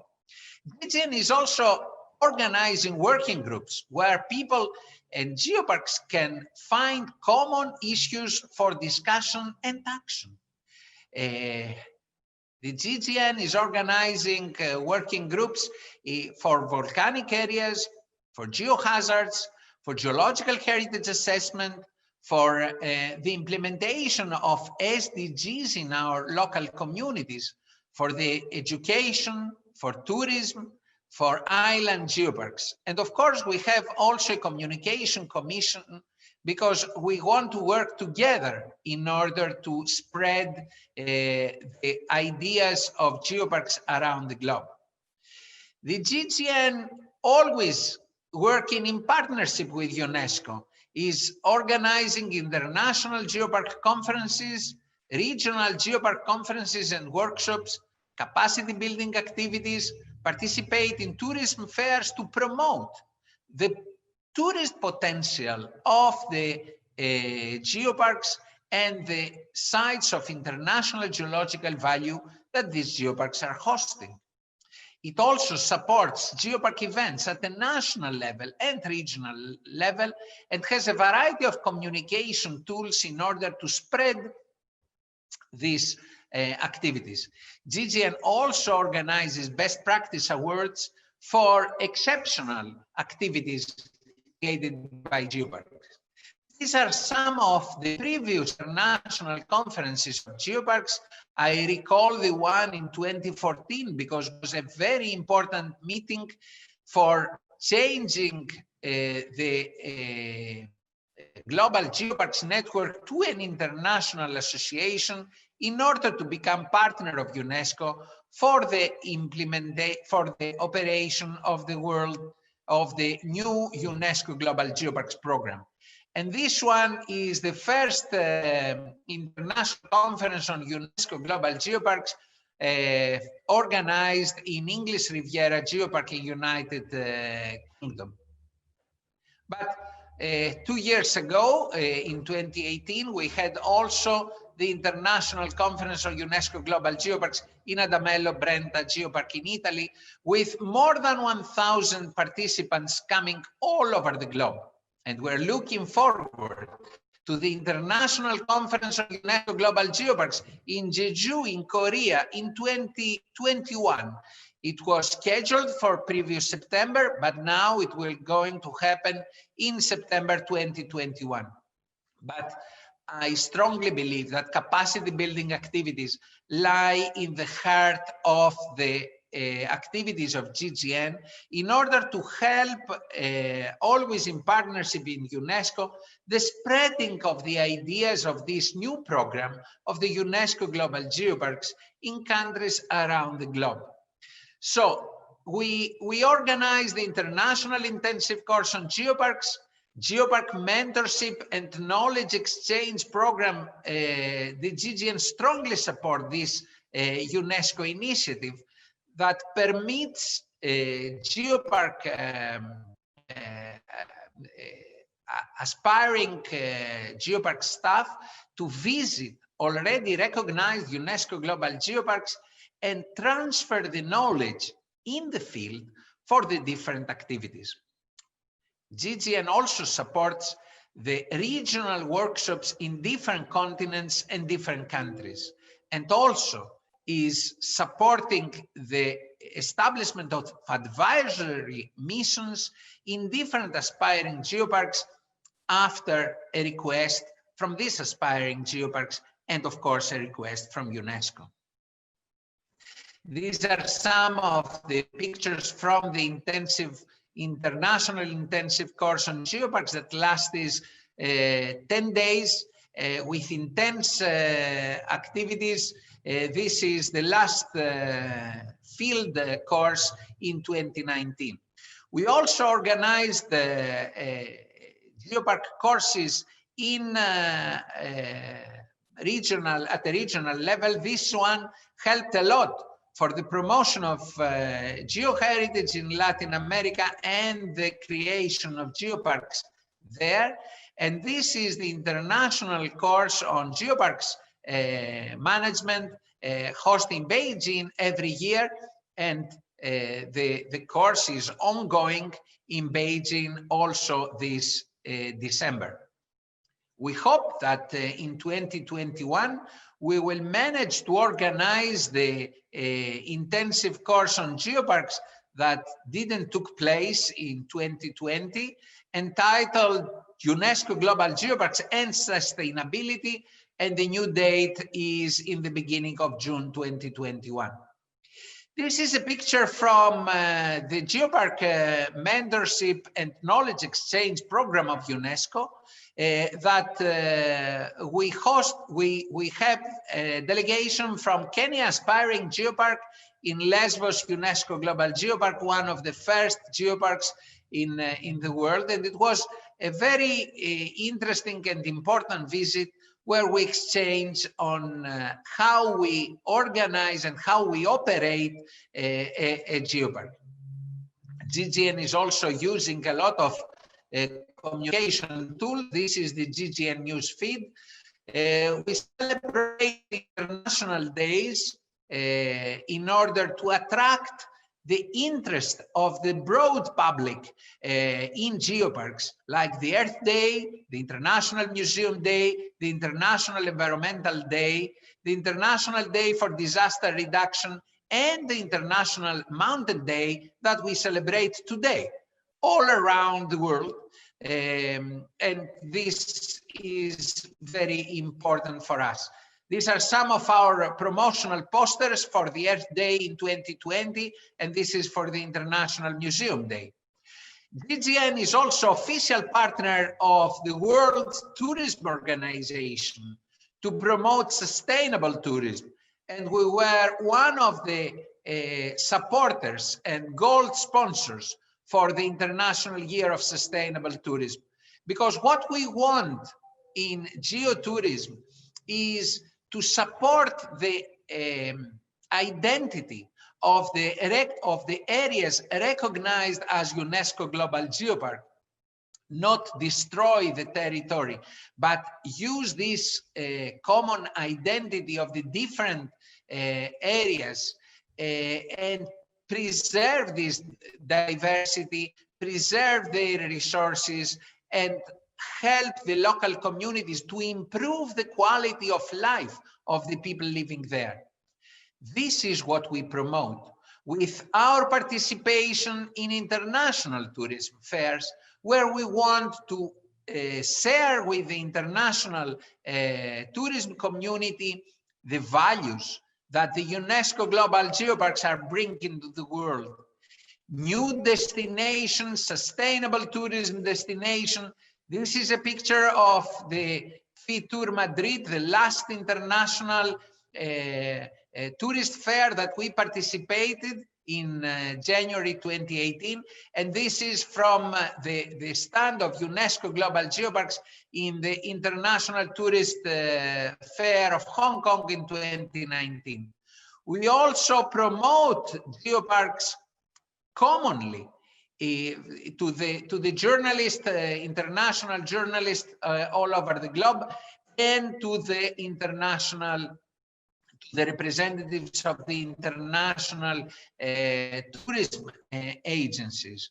We want to put UNESCO Global Geopark in the map of a sustainable tourism destination.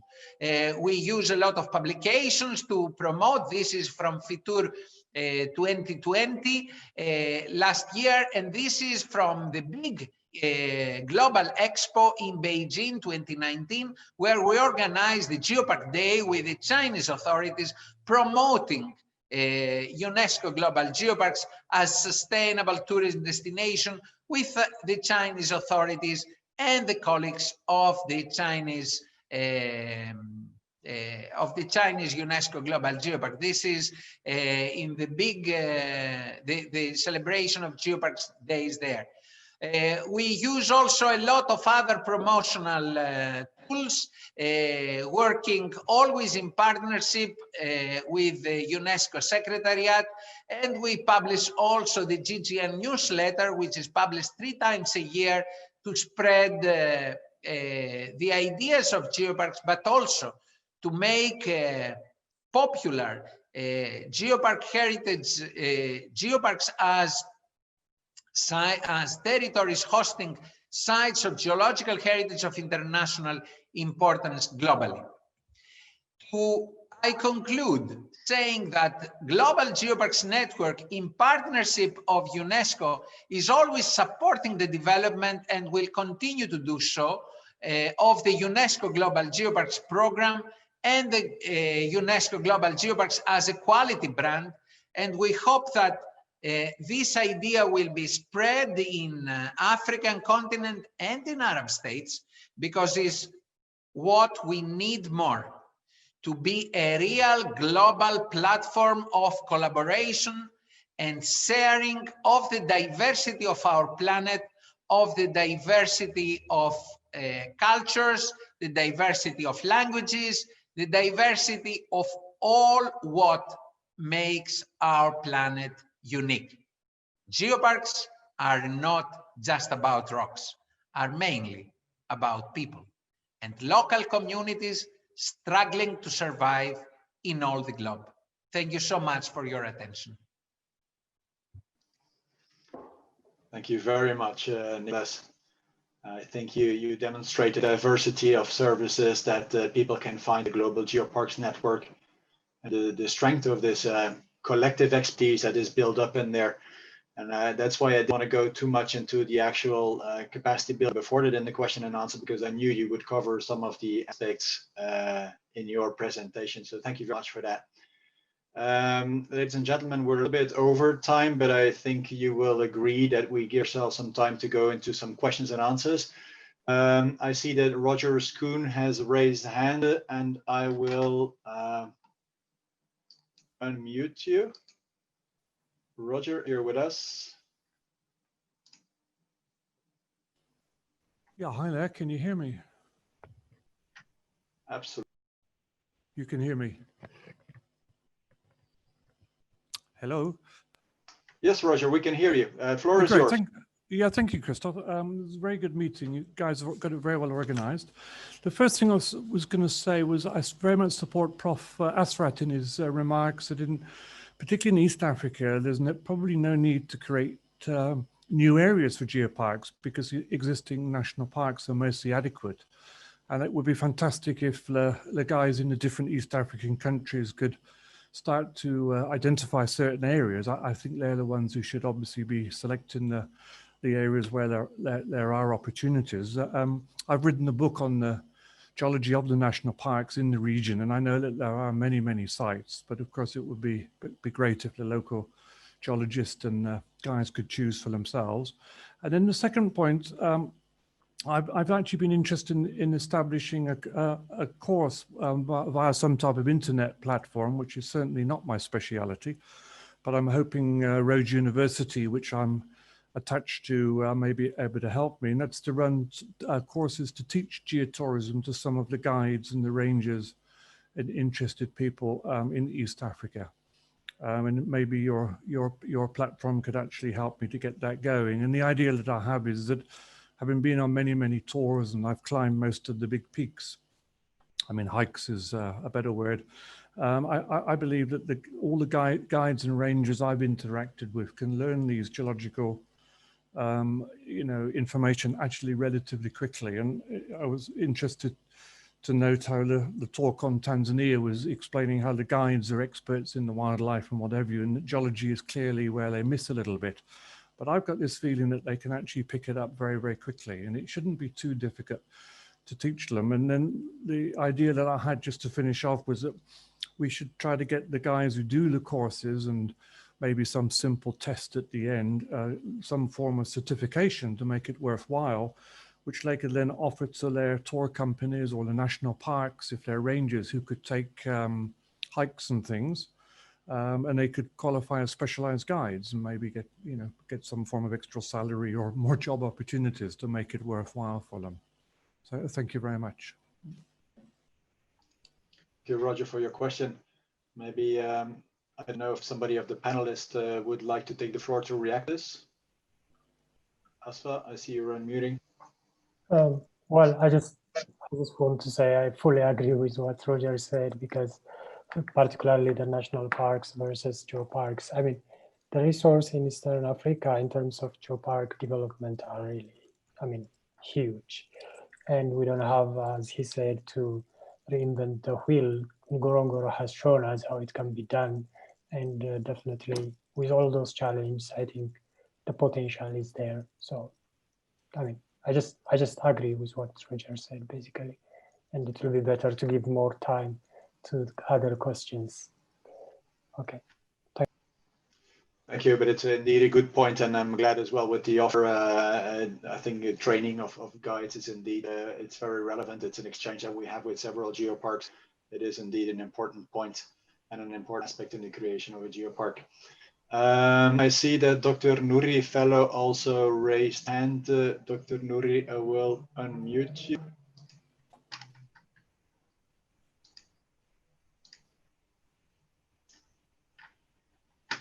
Dr.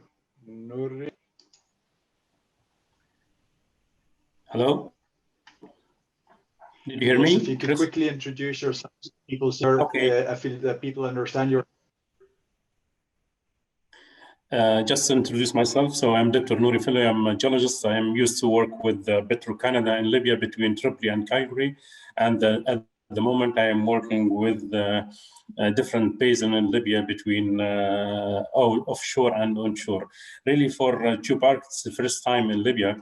So as my colleague mentioned, it's very important in the future, we need advanced training courses or advanced support for the people in North Africa, because, you know, it is a very, very important issue, because globally, as Nicholas mentioned, the geopark is not for rock, it's for a human.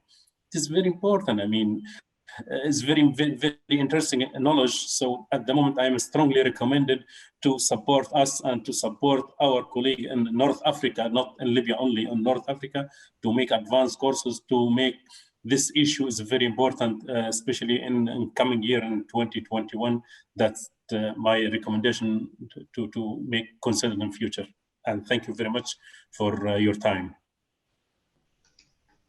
Thank you very much, Dr. Fellow. I think it is indeed, it's important that there are such intensive training courses as Dr. Zaros explained. We have such an intensive course in the summer in Lesbos Island. There is another one in Beijing. There are different other training programs, but people to be aware of it, they have to know it. And I think it's also our task to make sure that we spread the news. I mentioned in the chat, we do have a UNESCO office in Morocco that is covering the area. That's Mohamed Alaoui, my colleague, who is dealing with that.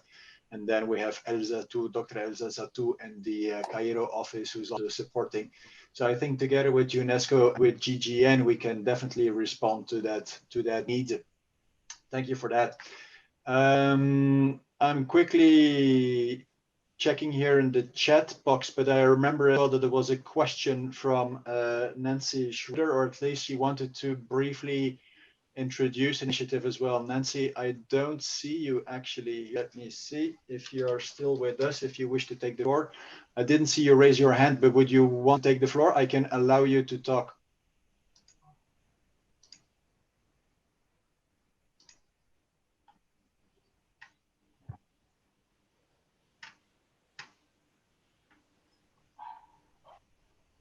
Nancy? Yes. Yes. Did you hear me? I want to. We hear you. Okay. I want shortly present a joint project of all German UNESCO Global Geoparks and the both aspiring UNESCO. Sorry, Nancy, can you just explain who you are so that people know your background and your affiliation? Thank you. Okay. I am Nancy Schröter from the aspiring UNESCO Global Geopark Thuringia Inselsberg Dreigleichen in Germany. And all German UNESCO Global Geoparks and our geopark and the aspiring geopark Greece has a joint project supported by the Federal Foreign Office of Germany and the German Commission for UNESCO. And our geopark is the lead partner of this project. And the aim is to exchange students between the German and African global geoparks and to organize a traineeship to exchange our experiences. In this year, we prepared, we want to find the partners and to prepare the exchange. And depending on the pandemic situation, maybe in the next year, we want to begin the real exchange between some geoparks. And at the moment, there will be a feasibility study for the whole continent Africa to investigate the potential of the joint projects between German and African geoparks. This is done by Professor Altermann in the chat. He is presenting himself. And then there will be a curriculum for a trainee program is creating for the exchanging of the students. This is what we've done now, and there are several existing cooperations between German global geoparks in Africa, in Kenya, in Senegal, and in the World Heritage Site Barberton in South Africa. There are some cooperations we will continue, and we as aspiring UNESCO Global Geopark are also searching for a cooperation partner in Africa. In the chat, I put our contact address. I am from the Geopark management, and Mr. Brown, who's also taken. I put the email addresses in the chat, so we are welcome to connect us to put more details of the project. We are welcome to all persons who want to participate in the project. We are still at the beginning of this. Thank you very much, Nancy. I would welcome this. I think we can use all the help that we can get. Seen it as well, that the challenges are enormous, and I appreciate the support as well of Germany. I know that you've been active as well in the geopark in Kenya that was mentioned earlier. You know that UNESCO and the Global Geoparks Network, we are also setting up, actually we had already a mentorship knowledge exchange program. It was interrupted because of COVID-19, but we are doing something very similar. My plea here would be that at least that we coordinate our efforts well, so that we don't waste energy and funds, and at least do this in a coordinated manner, that each and everyone knows what we are working on, and let's try to join our forces. So please, if you continue with this initiative, please do it together with us. At least that we are aware of it, and that we can see how we can help from our side as well. Thank you very much.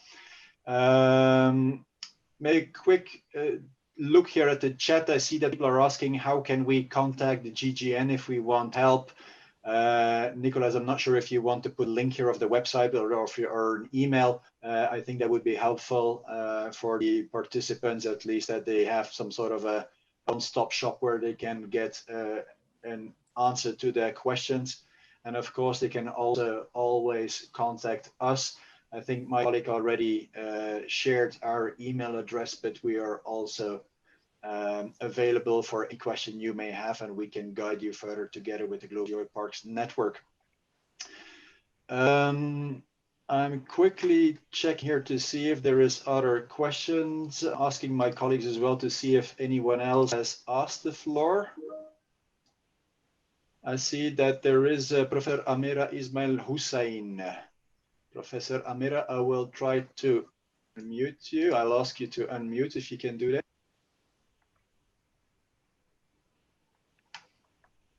Hello. Hello. You're online. You're with us. Hello. We hear you loud and clear. Thank you. Professor Amira, if you can explain your affiliation. Okay. Thank you very much for giving me this opportunity to ask questions, and thank you very much for participating in this webinar. Really, I am sorry. I am Amira Ismail Hussein from Tikrit University Applied Geology Department. I was just asked to know if there is any support for, we are a group of geologists very interested in geoparks, you know, because there is no geopark committee or center in Iraq, but we have so many places looking forward to be in the future as a geopark. But there is no geopark as a committee. We present a request to our Ministry of Higher Education and Scientific Research, and this is about 6 months. There is no answer. What did they do? So, you know, there's lack of so many things in our country, and the things are not going very well. So I just want to know, is it possible, that it could be possible to work with an neighbor GGN or geopark centers neighbor in our country, to work with them so we can in future establish our geopark center, because we are very interested. We want to work in this field. Thank you very much. Thank you very much, Professor Amira. I didn't know what country you're talking about. I may have missed it, and my apologies for that. Iraq. Iraq. Okay, sure. Thank you. Now, I think it's a very important point that you're raising here. And I think, speaking from my experience, if we look at Latin America, for example, you see that Ecuador has a very strong geoparks committee, and you see that that pays because they have now several geoparks already, and they have many more in the pipeline. I think it is important to have a solid body in the country itself that can assist and guide you. And I think that's why my colleague Özlem, in her presentation, she hammered on that as well. UNESCO will engage with our national commissions to UNESCO, but also with the delegations here, showing them the importance of having such a regional body that can assist them. I see here that Dr. Martini is also unmuting. Probably, Guy, you want to pick up on this?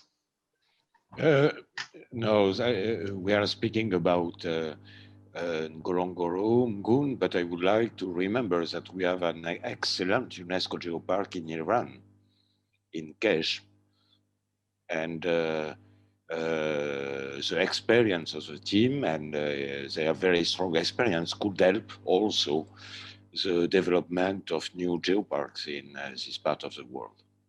Just not forgetting them in Kesh UNESCO Global Geopark. Absolutely, absolutely right. And in Turkey, there is also a functioning green card geopark. So there are 8 geoparks in the region. They do work closely together with each other. There is a lot of exchange. So there, of course, indeed, you're right. Very important to mention as well. I'm quickly having a look here to see if there is any other question from the audience. I see that in the meanwhile, Dr. Lauros shared the contact details of the Global Geoparks Network. I see that several people also asked, and I'm lowering the hand here of Dr. Amir. People asked if this will be made available. I think several of our partners are actually already live broadcasting this over Facebook and YouTube. So I think if you just do a Google search, you will find this webinar. But just know that we are recording the entire webinar as well, and we will make it available on our website, or at least make the link on our website, and also dispatch it to our social media. So you will absolutely have the opportunity to look at it again. I think I would like to mention here at this point as well already the fact that there is another webinar, a very similar one, of course, next Monday, where we will target more the Arab states, at least the Maghreb countries, but all the French-speaking countries in Africa. That webinar will be brought entirely in French, but we will also make sure that there are interpretation in Arabic. And I think we will have there the pleasure of hearing the Minister of Energy, Mines and Natural Resources of Morocco, His Excellency Aziz Rabad. But then when I'm looking here at the speakers that will speak from their own experience from the region, I'm very glad that we will also hear Driss Akbal from the Mgoun Geopark. We will hear Hasina Nerina from Madagascar, a country where a lot is moving already at this point, and she will be able to explain us much more on this. We also have Dr. Guylain Langmo, who will explain his experience in Cameroon, and I think Asfa already mentioned it briefly as well, the potential in that area. And then very happy as well. I see here that Inas Mahmed, our colleague from the UNESCO Global Geopark Council, is with us today, but she will also bring her experience from an Egyptian perspective also on Monday. So for those interested, and you should check this again, if you are speaking French, you're understanding Arabic, that may be worthwhile to connect again. I'm quickly seeing if there are other questions at this point. I think I probably one of the outcomes of this webinar as well, that I see that many people are connecting, many people that have probably lost each other out of sight are connecting again. And I think that in itself is already a big success. And I think if you connect and you're making some steps, you make some progress, please think of it, contact us, UNESCO, contact GGN, and see how we can move your projects forward together. And I think that would already be a big success of the of this webinar. Colleagues, I'm not sure if we can make a picture, but if everyone, all the participants maybe put their video on, we can quickly take a picture before we end the session, if it is okay for you. And I will ask Charlotte to take a screenshot. Can we see? Can we have it actually in the other view? Yes. Can we have the mosaic view? This is Paul that I hear. That's great. No. Paul? Yeah, yes, I'm here. It wasn't me. I wasn't speaking, but Okay, sorry. I thought I heard your voice. I'm sorry. Now, I'm not sure if it worked. Take a picture. Let's plan that. let's wait for everyone to be here, and we'll take the screenshot. And participants can't be? That's just for the panelists. I'm sure if all the I don't think we can let the video on for the participants. It's only for the panelists. Or for participants. Yeah. So if it's possible. Yeah. Thank you very much. Okay. Well, thank you then, everyone. I wish to thank here all the participants, all our partners, and all the people who tuned in today.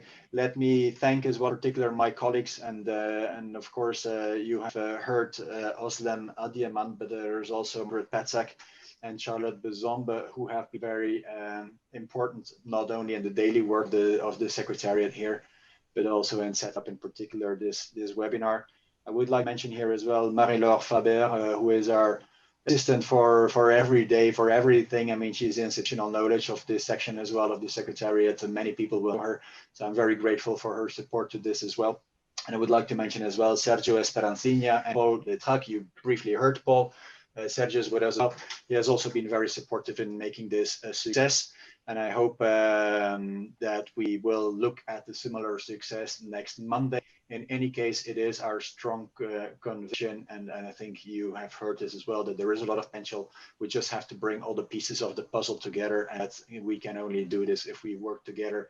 UNESCO Global Geoparks Network, the Council, then also, of course, the initiatives on the ground in Africa. So I wish you all the best. I hope you stay safe, and I hope that we can meet in a couple of months, in physical, in person, in Africa, in Arusha. Thanks again, the Ngorongoro-Lengai UNESCO Global Geopark, for helping us to host this event, and thanks in particular as well to the Global Geoparks Network. And thanks again to Guy, Asfa, Gabi, Joshua, everyone who spoke today. Very much appreciated. Thank you very much. Thank you very much. Yeah. Goodbye, everyone. Bye. Thank you. Goodbye.